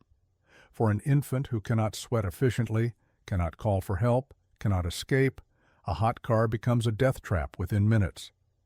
Uriel remained in the car for what Nix would later describe as a long period of time. The exact duration is unclear, but it was long enough for the 7-month-old baby to die from hyperthermia, a condition where the body's core temperature rises to dangerous levels, causing organ failure. The medical examiner who testified at Nix's trial confirmed this was the cause of death. Uriel had essentially cooked to death in her grandmother's car while her grandmother was inside the house. When Uriel was finally discovered and removed from the car, emergency services were called, but it was too late. The baby showed no signs of life. Paramedics worked to revive her, but an infant's body cannot recover from the kind of heat exposure that causes hyperthermia. Uriel was pronounced dead. She was 7 months old. She had died in a hot car in her grandmother's driveway after her grandmother forgot she was there. The investigation that followed revealed troubling information. This was not the first grandchild to die under Tracy Nix's care. Ezra, Uriel's older brother, had drowned in an earlier incident. The circumstances of Ezra's death were not fully detailed in public records, but the fact that 2 children from the same family had died while in their grandmother's care raised immediate questions. How had this been allowed to happen twice? Why was Nix still trusted with infant care after the first death? What warning signs had been missed or ignored? Drew Shock, speaking at Nix's sentencing hearing years, later addressed this pattern directly. There are some things you don't think about, and as parents we have to live with that for the rest of our lives, he said. He described the extra steps he and Kayla had taken to protect Uriel after Ezra's death. They had been careful, they had been vigilant, but they had still allowed Tracy Nix access to their daughter, And now, Uriel was dead too. She's done this twice, and the fact that we're debating whether she deserves jail time is just insane to me, Schock told the court. Tracy Nix was charged with aggravated manslaughter of a child and with leaving a child unattended in a vehicle causing great bodily harm. The charges reflected the prosecution's belief that Nix's actions went beyond a simple accident. Leaving an infant in a hot car is not the same as a moment of inattention leading to a drowning. It requires getting out of a car, walking away, and remaining away for long enough that the child dies. It requires forgetting for a long period of time, as Nix herself would admit. The case went to trial in January 2025, more than 2 years after Uriel's death. The trial was held in Polk County, and prosecutors called more than a dozen witnesses. They presented medical evidence about hyperthermia and how quickly a car can become deadly. They showed the timeline of that day, when Nix left for lunch, when she returned home, when Uriel was discovered. They argued that this was not merely an accident, but criminal negligence that resulted in death. One crucial piece of evidence the jury did not hear was information about Ezra's drowning. Judge Brandon Raffoul ruled that testimony about the earlier death would be prejudicial and could not be presented to the jury.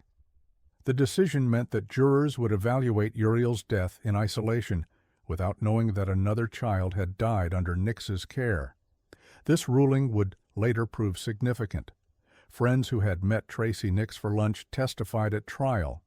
They had known her for decades, they said, and she was a loving grandmother. They portrayed her as someone who cared deeply about her grandchildren, who would never intentionally harm them. The defense strategy was clear. This was a tragic accident by a devoted grandmother, not a crime. Kayla Nix-Schock, Uriel's mother, took the stand during the trial. She had to testify about the day her daughter died, about entrusting Uriel to her mother's care, about the moment she learned her second child was gone.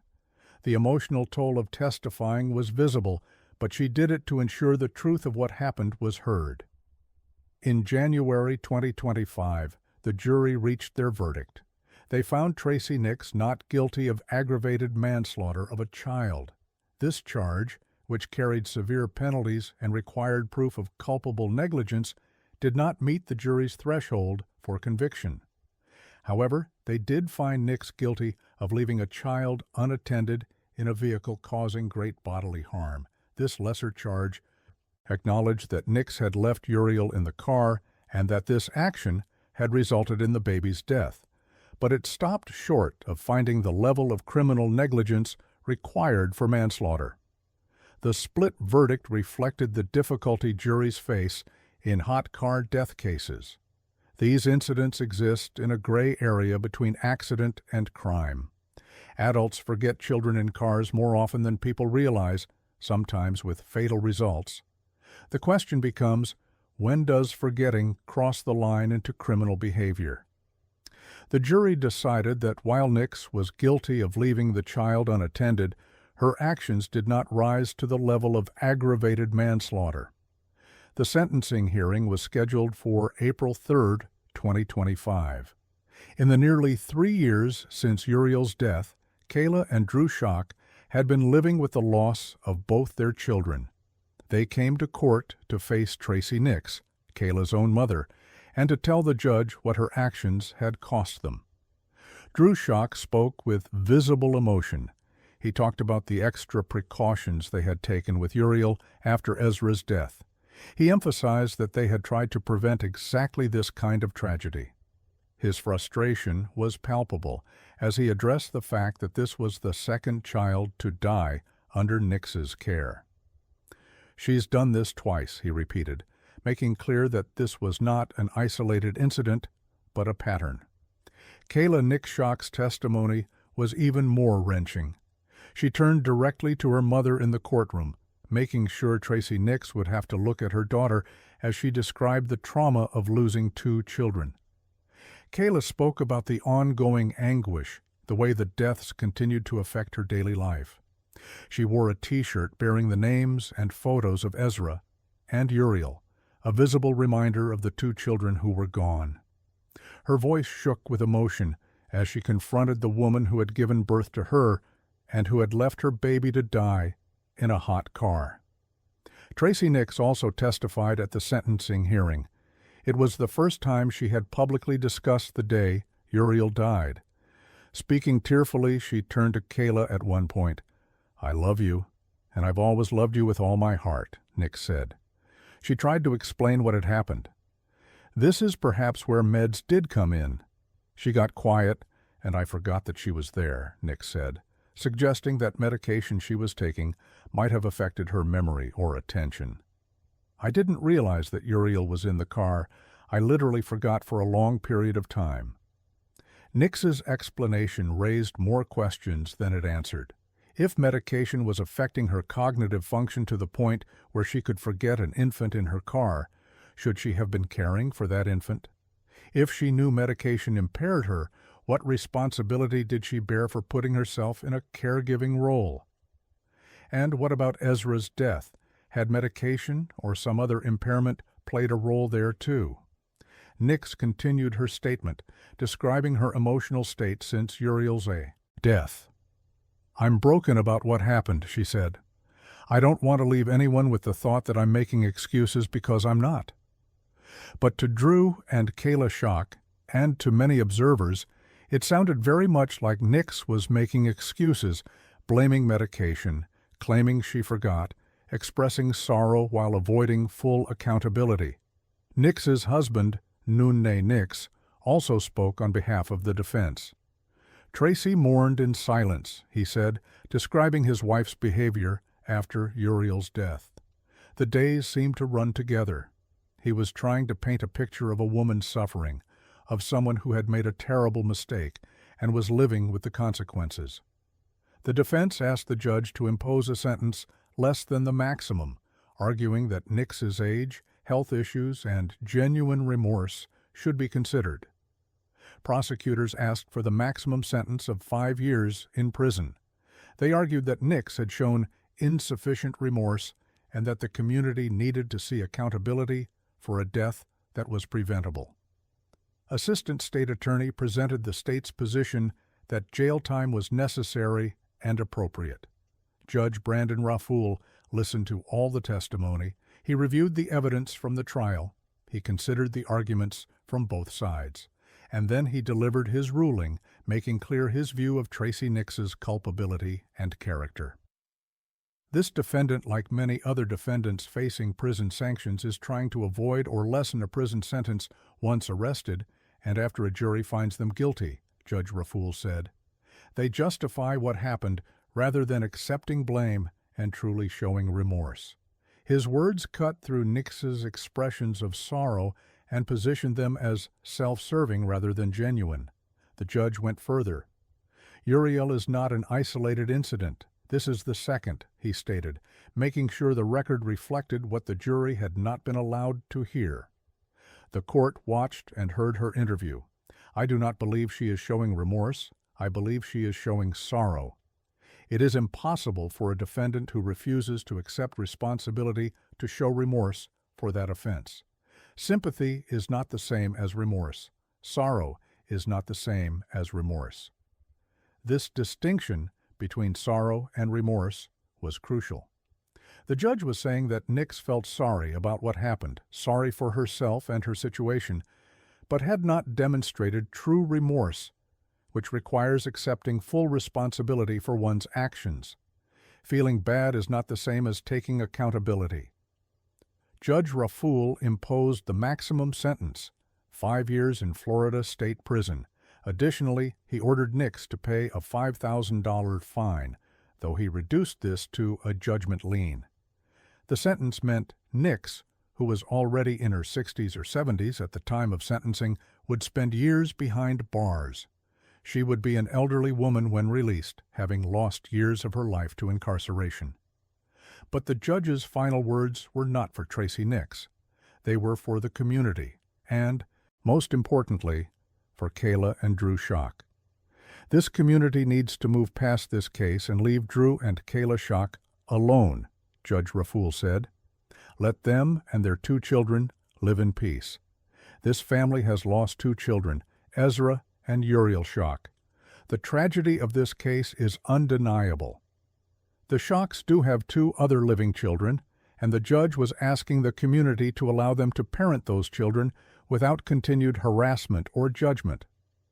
Small communities can be cruel to families involved in high-profile cases, and the judge was using his position to try to protect the Schocks from further harm. Tracy Nix was taken into custody after sentencing. She is currently serving her 5-year sentence in Florida State Prison with credit for time served since her arrest. She will be released in the late 2020s, assuming she serves her full sentence.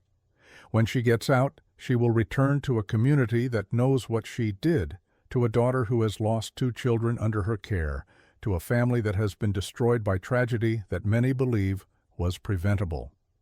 The case raises difficult questions about hot car deaths and criminal responsibility. Nationally, dozens of children die each year from vehicular heat stroke, and not all of these deaths result in criminal charges. Some are genuinely accidents, parents whose routines were disrupted, who were sleep-deprived, who made a fatal error with no criminal intent. But Tracy Nix's case was different because of the pattern. This was the 2nd grandchild to die under her care. That fact transforms what might be viewed as a tragic accident into evidence of something more troubling. The judge's ruling that the jury could not hear about Ezra's death likely affected the verdict. Had jurors known this was the 2nd child to die while in Nix's care, they might have been more likely to convict on the more serious charge of aggravated manslaughter. The pattern suggests either profound negligence or something more sinister. 2 children from the same family, both dying while in the care of the same grandmother, strains the boundaries of coincidence. For Kayla and Drew Schock, the 5-year sentence likely feels inadequate. They have lost both Ezra and Uriel. They have lost their trust in Kayla's mother. They have lost the ability to have their children's grandmother be part of their family life. They live with the knowledge that they entrusted their children to someone who failed to protect them, and that they continued to trust that person even after the first death. The guilt parents carry in these situations is immense. They made the decision to allow Tracy Nix access to Uriel despite Ezra's earlier death. They believed the drowning was an accident, that lightning wouldn't strike twice, that their precautions would be sufficient. They were wrong, and they will live with that for the rest of their lives. Tracy Nix's explanation, that she forgot, that medication might have been a factor, that she loved her grandchildren, rings hollow in the face of 2 dead children. Intent matters in criminal law, but from a moral perspective, the results speak for themselves. Uriel Schock died in a hot car because her grandmother left her there and forgot about her. Ezra Schock died in circumstances that also involved Nix's supervision. 2 children are gone, and 1 grandmother is in prison. The case serves as a cautionary tale about hot car deaths and about trusting caregivers with children. Even family members, even grandmothers who appear loving, can make fatal errors. And when those errors happen twice, they stop looking like errors and start looking like something else. Profound negligence at minimum, potentially something darker. As Tracy Nix serves her sentence in a Florida prison, Kayla and Drew Schock are raising their 2 surviving children without the support of Kayla's mother. They visit 2 graves instead of watching Ezra and Uriel grow up. They live with questions that will never be fully answered. Could they have prevented this? Should they have known better than to trust Nix after Ezra's death? What signs did they miss? Judge Raful's distinction between sorrow and remorse encapsulates the case. Tracy Nix is sorry she got caught, sorry she's in prison, sorry her family is destroyed. But true remorse requires acknowledging full responsibility, admitting fault without excuses, accepting consequences without trying to minimize them. The judge found that Nix had not done this, and his sentence reflected that finding. Uriel Schock was 7 months old when she died in a hot car in Florida. Her brother Ezra died earlier under circumstances that remain less clear. Their grandmother, who should have been a source of safety and love, presided over both deaths.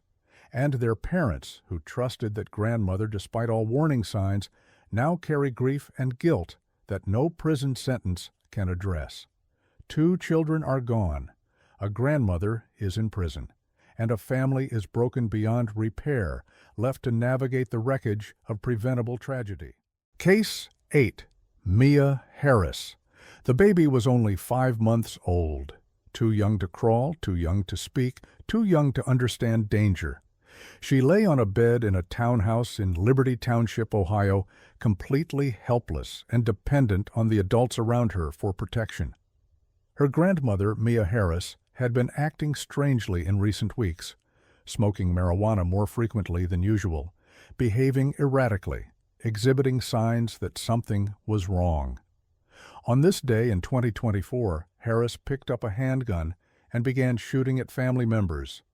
When the baby's mother tried to protect her infant daughter by moving her into a bedroom, Harris broke down the door, stood over the bed, and shot the 5-month-old baby in the head. Then, according to court testimony that would emerge later, Mia Harris picked up the wounded infant, walked over to the baby's mother, and handed her the child. She was smiling. The shooting occurred inside a townhouse on Dutchview Court in Liberty Township, part of Butler County, Ohio. Multiple family members were present when Harris began her rampage. She fired the handgun at various people in the home, sending them scrambling for safety. The baby's mother, seeing that Harris was shooting at family members indiscriminately, made a decision that any parent would make. She grabbed her 5-month-old daughter and moved her into a bedroom, trying to get the infant out of the line of fire. But Harris followed. She came to the bedroom door and found it closed. Rather than stop, rather than recognize that an infant was behind that door and needed protection, Harris broke it down. She forced her way into the room where a baby lay on a bed. The mother was there too, presumably trying to shield her daughter. Harris fired at the mother at one point and missed. Then she turned the gun on the baby. A 5-month-old infant lying on a bed presents no threat. The baby could not fight back, could not run, could not even comprehend what was happening. Harris aimed the gun and fired, striking the child in the head. The bullet entered the infant's skull, causing catastrophic injury. The baby, who moments before had been a healthy 5-month-old, was now gravely wounded, bleeding, fighting for life. What happened next is almost incomprehensible. According to testimony given during Harris's sentencing hearing, after shooting the baby in the head, Harris picked the infant up. She carried the wounded child across the room, and then she handed the baby to the child's mother. The mother later told detectives that Harris was smiling as she did this, smiling as she handed over a 5-month-old infant she had just shot in the head. The smile is the detail that transforms this from a case of drug-induced psychosis or mental break into something more sinister. Smiling suggests awareness, even pleasure. It suggests that Harris understood what she had done and felt satisfaction or amusement. The image of a grandmother smiling as she hands a bleeding infant to her daughter is the stuff of nightmares, a moment of pure horror that the baby's mother will carry for the rest of her life. Emergency services were called immediately. The Butler County Sheriff's Office responded to the scene, along with paramedics. The 5-month-old baby was rushed to Cincinnati Children's Hospital in what Sheriff Richard Jones described as grave condition. The infant had been shot in the head at close range by her own grandmother. The medical team immediately began working to save her life. The baby underwent at least 2 surgeries. Doctors worked to address the trauma caused by the gunshot wound to her head. Infant skulls are softer than adult skulls, which can sometimes mean better survival rates from head trauma, but also means bullets can cause extensive damage. The surgical teams at Cincinnati Children's Hospital are among the best in the country, equipped to handle the most severe pediatric trauma cases. They fought to save this baby's life. Sheriff Richard Jones provided updates on the case to the media. He said the baby showed improvement after the surgeries, a small piece of hopeful news in an otherwise horrific situation. But improvement, in this context, is relative. The baby survived, but the long-term consequences of being shot in the head at 5 months old are unknown. There may be brain damage, developmental delays, physical disabilities, psychological trauma that won't fully manifest until later in life. Mia Harris was arrested at the scene. During the investigation and subsequent legal proceedings, information emerged about her behavior in the weeks leading up to the shooting. Harris regularly smoked marijuana, which in itself is not unusual or necessarily concerning. Marijuana use is legal for medical and recreational purposes in many states, and millions of Americans use it without becoming violent. But prosecutors noted that Harris had been smoking more frequently than usual in the weeks before the shooting. She was also acting erratically, displaying behavior that concerned those around her. The question became whether Harris's marijuana use contributed to the shooting. Cannabis-induced psychosis is a real but rare phenomenon typically associated with very high doses or products with extremely high THC content. People experiencing such psychosis can become paranoid, delusional, and, in extreme cases, violent. But even if Harris was experiencing some form of drug-induced altered mental state, it doesn't fully explain her actions. She deliberately broke down a door. She aimed at specific people. She shot an infant who posed no threat. And she smiled while handing the wounded baby to her mother. Harris was charged with multiple counts. The most serious was felonious assault, which in Ohio is defined as knowingly causing or attempting to cause physical harm by means of a deadly weapon. The charge included a firearm specification, which adds mandatory prison time. She was also charged in connection with firing at other family members, though the shooting of the 5-month-old baby was the most serious incident. The case moved through the Butler County criminal justice system. Harris faced the possibility of a lengthy trial where prosecutors would present evidence of her intent, the circumstances of the shooting, and the injuries inflicted on a 5-month-old child. Her defense attorneys would have to contend with the testimony of the baby's mother, with medical evidence of the gunshot wound, and with the fact that Harris had broken down a door to reach a bedroom where an infant lay. In early October 2024, Mia Harris made a decision. She pleaded guilty to felonious assault with a firearm specification. By pleading guilty, she acknowledged responsibility for shooting her 5-month-old granddaughter in the head. She avoided a trial where the baby's mother would testify about the smile, where jurors would see photos of an infant with a gunshot wound to the head, where the full horror of what happened would be laid out in public. The guilty plea meant the case would proceed directly to sentencing. A sentencing hearing was scheduled for October 29, 2024, in Butler County. This was the opportunity for the baby's mother to address the court, for Harris to potentially express remorse, and for the judge to determine how many years Harris would spend in prison for shooting her own grandchild. At the sentencing hearing, the victim's mother took the stand. She spoke about the day Harris shot her baby. She recounted the terror of trying to protect her daughter, of moving the infant to a bedroom to get her away from the gunfire, of watching Harris break down the door and shoot the baby anyway. And she described the moment that would define the case. "You shot my daughter. You stood over me with a gun and made me plead for my life. I never called you Mia Harris a day in your life until you held a gun to me and I had to plead for my life, and then you shot my daughter in front of me." The statement revealed the full scope of Harris's actions. She hadn't just shot the baby. She had held a gun on the baby's mother, forcing her to plead for her own life.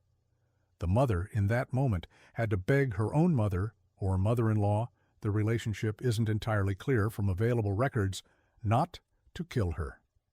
Then, after forcing this humiliation, Harris shot the baby anyway, and smiled while handing the wounded infant to her mother.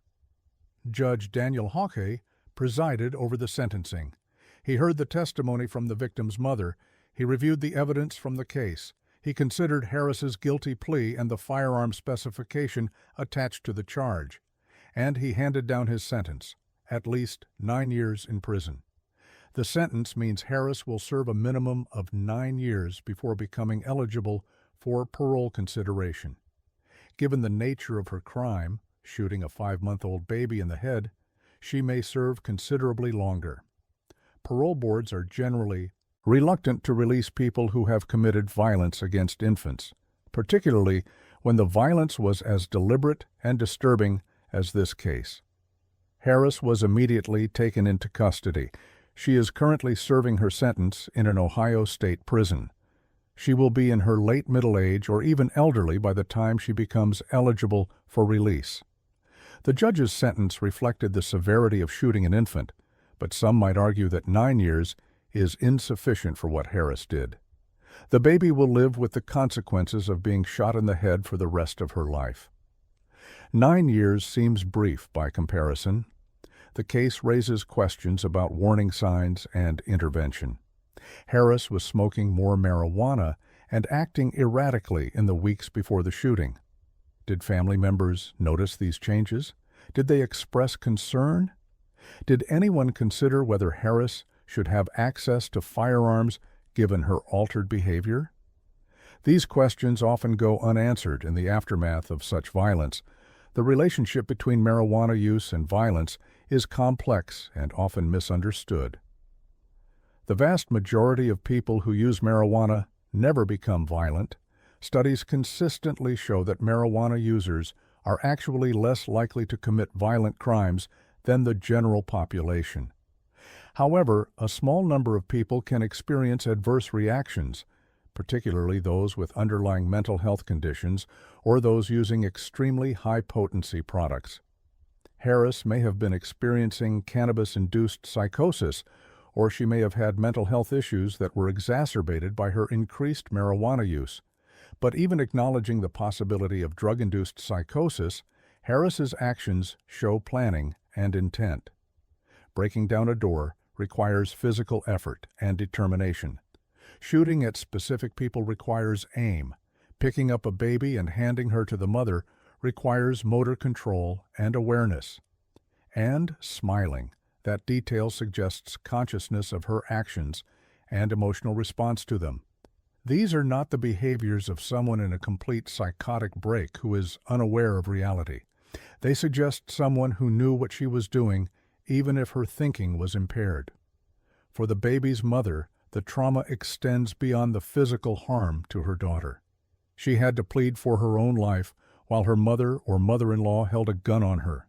She had to watch helplessly as Harris broke down a door and shot her infant daughter.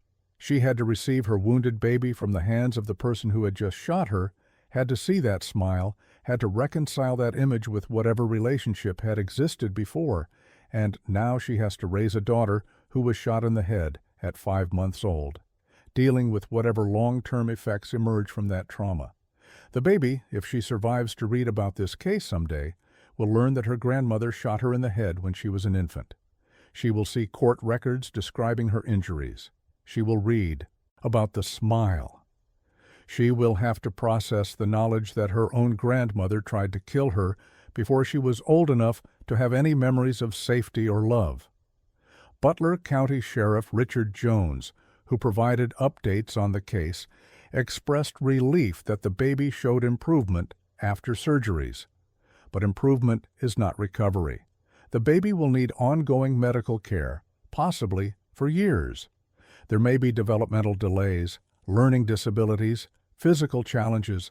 The full impact of being shot in the head at 5 months old may not be clear for years or even decades. The case adds to a disturbing pattern of grandparents harming grandchildren, but with a unique element of surreal horror.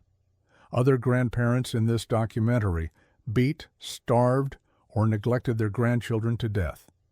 Mia Harris shot a 5-month-old baby in the head and then smiled as she handed the wounded infant to her mother.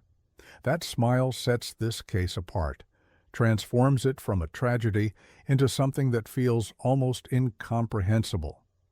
As Harris serves her sentence in an Ohio prison, she has years to reflect on what she did. Whether she has the capacity for genuine remorse is unknown. She pleaded guilty, which at least acknowledges legal responsibility for her actions. But pleading guilty is not the same as understanding the full horror of shooting a 5-month-old baby, of breaking down a door to reach an infant who posed no threat, of smiling while handing a bleeding baby to her mother. The baby, whose name has been withheld to protect her privacy, is a survivor. She survived being shot in the head by her grandmother. She survived the surgeries, the initial critical period, the immediate dangers, but she will carry the consequences of that day for the rest of her life. Her mother will carry the memory of that smile, that moment of surreal horror, when her own mother handed her a bleeding infant while smiling. And Mia Harris will carry the label of a woman who shot a 5-month-old baby in the head, a grandmother who committed an act of violence so disturbing that even a 9-year prison sentence seems inadequate to address the scope of harm caused. The townhouse on Dutchview Court in Liberty Township was the site of an act that shocked Butler County. A place where a family lived, where a baby should have been safe, became the location of attempted murder. The bedroom door that Harris broke down, the bed where the baby lay when she was shot, the room where a mother pleaded for her life, these physical spaces bear witness to violence that will never be forgotten by those who survived it. Mia Harris's smile as she handed over the wounded baby is the image that defines this case. It suggests something beyond mental illness, beyond drug-induced psychosis, beyond even the rage that might explain shooting at family members. It suggests awareness, satisfaction, perhaps even pleasure at what she had done.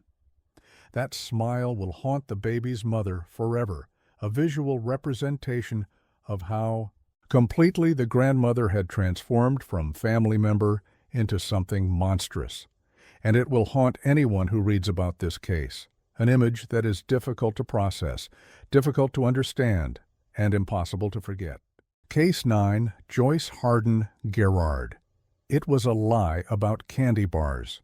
That's all it took to set off a chain of events that would end a 9-year-old girl's life and force uncomfortable questions about where discipline ends and cruelty begins. Joyce Harden Gerard was a grandmother raising her granddaughter, Savannah Harden, in Alabama. By most accounts, Gerard ran a strict household. Discipline was important to her. Rules mattered. And when those rules were broken, there were consequences. On a Friday morning in February 2012, Savannah boarded her school bus like any other day. The bus driver, Jolie Holmes, had a policy about food on the bus. She'd caught Savannah eating candy bars she hadn't paid for, and when confronted, the 9-year-old lied about it. Holmes did what she thought was right. She called Gerard to report the incident. What happened next would haunt everyone involved. When Savannah got home that afternoon, Gerard decided on a punishment. The girl would run. Not just a quick jog around the yard, but a prolonged, exhausting run that would go on for hours. She would carry sticks as she ran, moving back and forth in the yard of their rural Alabama home. It was the day before Thanksgiving. Gerard later testified that Savannah had asked her to coach her because she wanted to come in first place instead of second in her running class at school. She claimed the punishment was actually training the girl had requested. She said they were picking up sticks together in the yard, and that Savannah was injured when she fell, while Gerard stepped inside. But witness accounts painted a different picture. Holmes, the bus driver who had reported the candy bar incident, stopped by the house on her route home after school. Savannah hadn't taken the bus that afternoon. What Holmes saw disturbed her. The girl was outside, running, clearly exhausted. This wasn't coaching. This was punishment, taken to an extreme. For approximately 3 hours, Savannah ran back and forth, carrying sticks. The temperature that February day wasn't oppressively hot, but the physical exertion was relentless. Her small body was being pushed far beyond its limits. At some point, Savannah collapsed. She had a seizure. Emergency services were called, and the 9-year-old was rushed to the hospital. Medical staff worked to stabilize her, but the damage from extreme physical exertion was already done. Days later, Savannah Hardin died. An autopsy would determine that she died from complications related to extreme physical exertion. Her grandmother's punishment had literally run her to death.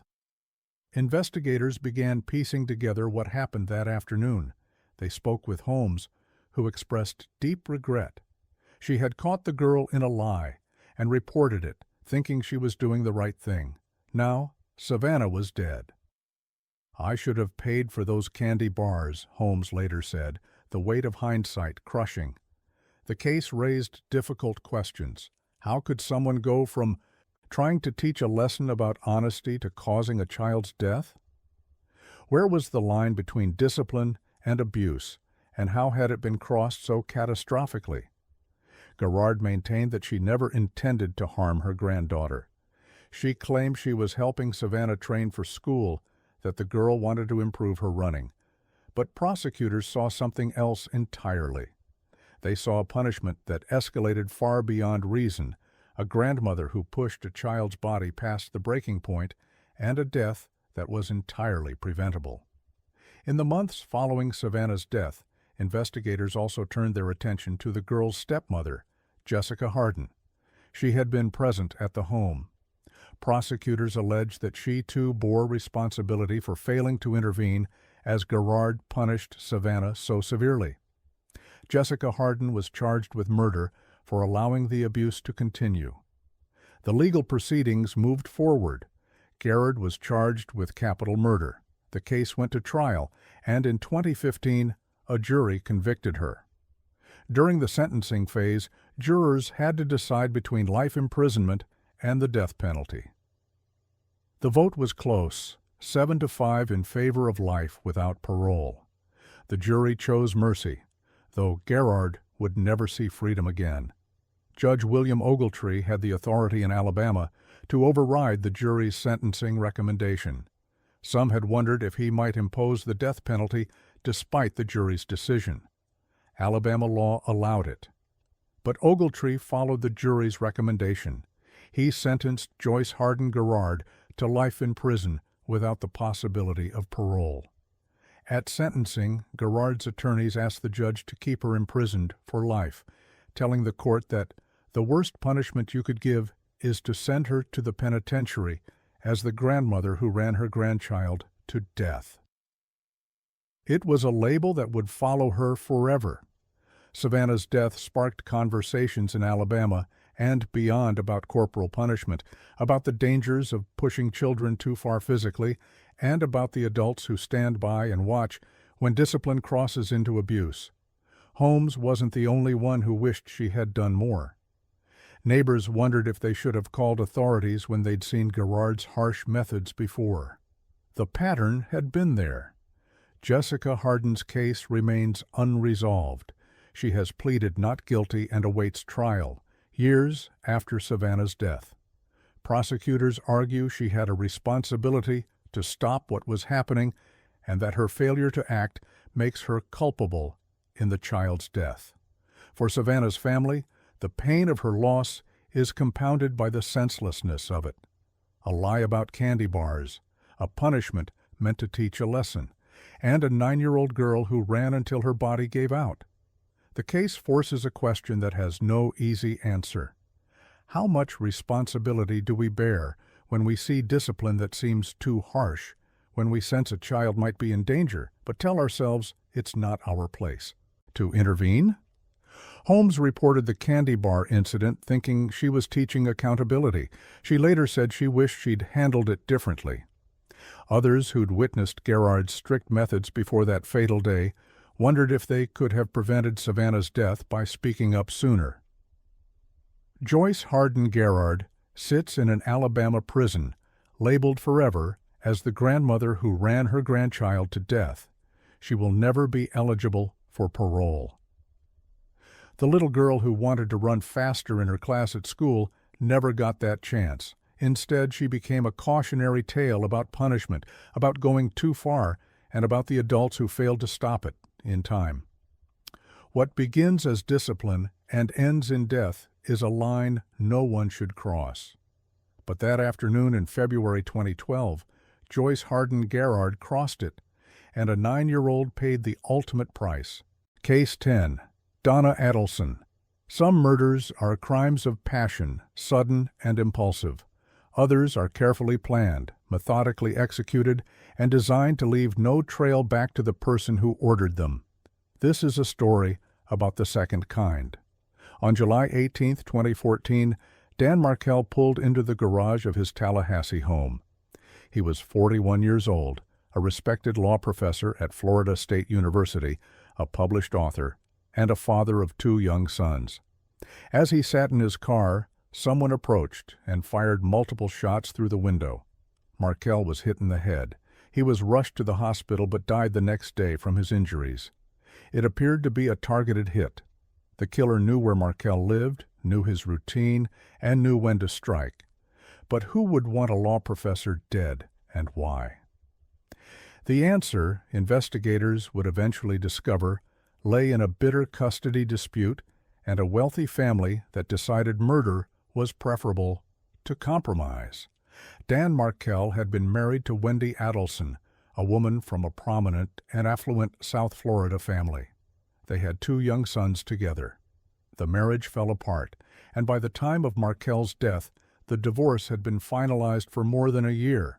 But one issue remained contentious: custody and relocation.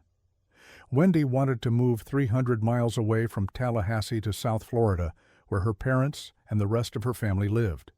It would mean taking the boys away from their father. Markel fought against the move. As a law professor himself, he understood the legal system and used it effectively. The court sided with him. Wendy would not be allowed to relocate with the children. For Wendy's mother, Donna Adelson, this was unacceptable. She wanted her daughter and grandchildren closer. She wanted the family reunited in South Florida. And according to prosecutors, she was willing to do whatever it took to make that happen, even if it meant eliminating the obstacle standing in the way. But Donna Adelson was no fool. She was 75 years old at the time of the murder, wealthy, educated, and careful. If she was going to orchestrate a hit, she would do it in a way that left no direct evidence pointing back to her. As prosecutor Georgia Kappelman would later tell a jury, there was no smoking gun in the case because she was too smart for that. The investigation into Markel's murder moved slowly. Detectives knew it was a professional hit, but connecting it to whoever had ordered it would take years. Eventually, investigators identified the shooters, Luis Rivera and Sigfredo Garcia. Both men had criminal backgrounds and connections to South Florida, the same area where the Adelson family lived. Rivera and Garcia didn't know Dan Markel. They had no personal motive to kill him. They were hired guns, and investigators needed to trace the money and communications that led from the Adelson family to these 2 men. The link, prosecutors eventually determined, was Katie Magbanua. She had a relationship with Sigfredo Garcia and was also connected to Wendy Adelson's brother, Charlie Adelson. Magbanua became the intermediary, the person who helped arrange the murder for hire, without leaving obvious traces back to the family that wanted Markel dead. The case began to come together, piece by piece. Rivera eventually agreed to cooperate with authorities as part of a plea deal. He was already serving a 12-year federal prison sentence on unrelated charges. In exchange for information about the murder, he received 7 additional years to be served concurrently with his existing sentence. He admitted his role in killing Markel and pointed investigators toward the broader conspiracy. Sigfredo Garcia, the other hitman, was convicted and sentenced to life in prison. Katie Magbanua, the intermediary, was also convicted and sentenced to life. The net was closing in on the Adelson family, but proving their involvement would require more than the testimony of convicted murderers. For years, Donna Adelson remained free. So did her son Charlie, her husband Harvey, and her daughter Wendy. All denied any involvement in the murder. They maintained that they had nothing to do with the plot to kill Dan Markel, that the investigation was pursuing the wrong people, and that the real killers had acted on their own. But prosecutors believed differently. They argued that Donna Adelson was the architect of the murder plot, that she had used her resources and connections to arrange Markel's death, and that she had been careful enough to avoid creating direct evidence of her involvement. The breakthrough came years later. Investigators had been methodically building their case, tracing phone records, financial transactions, and witness statements. In 2023, nearly a decade after the murder, Donna Adelson was arrested and charged with first-degree murder, conspiracy, and solicitation. The trial took place in October 2024. Adelson, now in her mid-70s, sat in the courtroom as prosecutors laid out their case. They couldn't point to a recorded phone call where she ordered the hit. They couldn't produce a canceled check made out to a hitman, but they could show the web of connections, the suspicious timing, the financial incentives, and the motive. Prosecutor Kappelman told the jury not to expect a smoking gun. "Don't let the way she thought she'd get away with this be the way she gets away with this," she urged them. The prosecution presented evidence that Donna Adelson had intended to kill not just Dan Markel, but potentially her own son-in-law if he had shown up to a planned lunch. She had pretended to have been diagnosed with cancer as a reason to bring the family together. She claimed she wanted advice on how to break the news to her grandchildren, who were not present at the lunch. It was all part of the elaborate deception. The defense argued that Donna Adelson had no motive to harm her extended family. Her attorney pointed out that she had a good relationship with Wendy's former in-laws, that her grandchildren's other grandparents were still in their lives, and that she was financially comfortable and emotionally stable at the time of the murder. "She doesn't have a motive to harm her husband's family," her attorney argued. "She had years' worth of anti-motive." The defense also highlighted what they saw as illogical behavior if Adelson truly had been planning a murder. She bought items in her own name, took photos, and failed to disguise her actions effectively. This, they argued, was the behavior of someone who wasn't guilty, but later panicked when people suspected her. The jury didn't buy it. After deliberations, they convicted Donna Adelson of first-degree murder, conspiracy, and solicitation to commit murder. The woman who thought she was too smart to leave evidence had finally been caught. At sentencing on October 13, 2025, Donna Adelson addressed the court. She maintained her innocence. "What happened to Danny is unforgivable," she said, using the nickname for Dan Markel. "But I am an innocent woman convicted of this terrible crime without evidence," she continued, her voice steady despite the life sentence she knew was coming. "I've always respected the law. I've never gotten a parking ticket. But I'm going to prison for a murder I did not commit."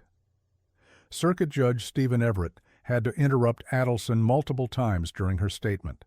When he handed down the sentence, he was firm. "You certainly can choose to deny your involvement and maintain innocence," he told her. But the law and the jury had spoken. Adelson was sentenced to life imprisonment without the possibility of parole for the murder charge, plus an additional 30 years for conspiracy and solicitation. The sentences would be served consecutively. She would die in prison. Adelson announced that she would appeal the decision. Her case now sits in the appellate courts, where her attorneys will argue that the conviction was based on insufficient evidence and that she deserves a new trial. But for Dan Markel's family, the decade-long wait for justice had finally reached some resolution. Markel's parents had lived to see the woman they believed ordered their son's death convicted and sentenced. It was cold comfort, but it was something. The case exposed how wealth, privilege, and careful planning nearly allowed a murder for hire to go unpunished. For almost 10 years, Donna Adelson lived freely, while the man she allegedly arranged to have killed lay in a grave. She attended family gatherings, celebrated holidays with her grandchildren, and maintained the appearance of a loving grandmother with no blood on her hands. Her husband Harvey and daughter Wendy have both denied any involvement in the murder. Neither has been charged.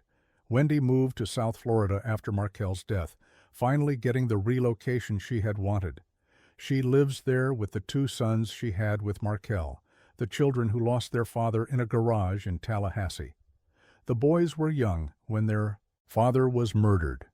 They are older now, old enough to understand that their father's death wasn't random violence, but a calculated hit. Old enough to know that their grandmother was convicted of orchestrating it. Old enough to carry that knowledge with them for the rest of their lives. Donna Adelson sits in a Florida state prison, a 75-year-old woman who will never again see freedom. She insists she is innocent, that the justice system failed her, that she never participated in any plot to kill Dan Markel. But the jury heard the evidence. They saw the connections between the Adelson family and the hitman who carried out the murder. They listened to prosecutors explain how someone could orchestrate a murder while being careful enough to avoid creating a smoking gun, and they decided that Donna Adelson was guilty. The case serves as a reminder that premeditation and careful planning don't guarantee escape from justice, only that justice may take longer to arrive. For nearly a decade, it seemed like the perfect crime. The hitmen were caught, but the person who ordered the hit remained free, protected by layers of intermediaries and the absence of direct evidence. In the end, those layers weren't enough. The prosecution built a circumstantial case strong enough to convince a jury beyond a reasonable doubt. And the grandmother who thought she was too smart to get caught learned that intelligence and planning can only take you so far when the truth is determined to come out. Dan Markel has been dead for more than a decade. His children have grown up without their father, and the woman convicted of taking him from them will spend whatever years she has left behind bars, maintaining her innocence but unable to escape the consequences of a jury's verdict. The murder was supposed to solve a custody problem. Instead, it destroyed multiple families and exposed the dark truth that for some people, love for their own family doesn't stop them from destroying someone else's. And sometimes the most dangerous person isn't the one holding the gun, but the one who decides it needs to be fired. These 10 cases shatter the comforting image of grandparents as protectors and reveal a devastating truth. Familial bonds and advanced age do not guarantee compassion. From Montana to Wales, from Chicago to California, these grandparents transformed homes into torture chambers, exploited their trusted positions, and destroyed the lives they should have nurtured. The common threads: ignored warning signs, systems that failed to intervene, and communities that couldn't imagine such cruelty from respected elders, demand urgent attention. While nothing can restore the childhood stolen or lives ended, these cases must drive us toward better protections, more vigilant oversight, and the uncomfortable acknowledgement that monsters don't always look monstrous. For Ethan, Alex, Giselle, Arabella, Nevaeh, Uriel, and all the victims, their stories must become catalysts for change. Which of these cases shocked you the most? Do you think age and family status make it harder for authorities to suspect grandparents of abuse? Share your thoughts in the comments below. And don't forget to like and subscribe for more deep dives into cases that changed laws and exposed systemic failures.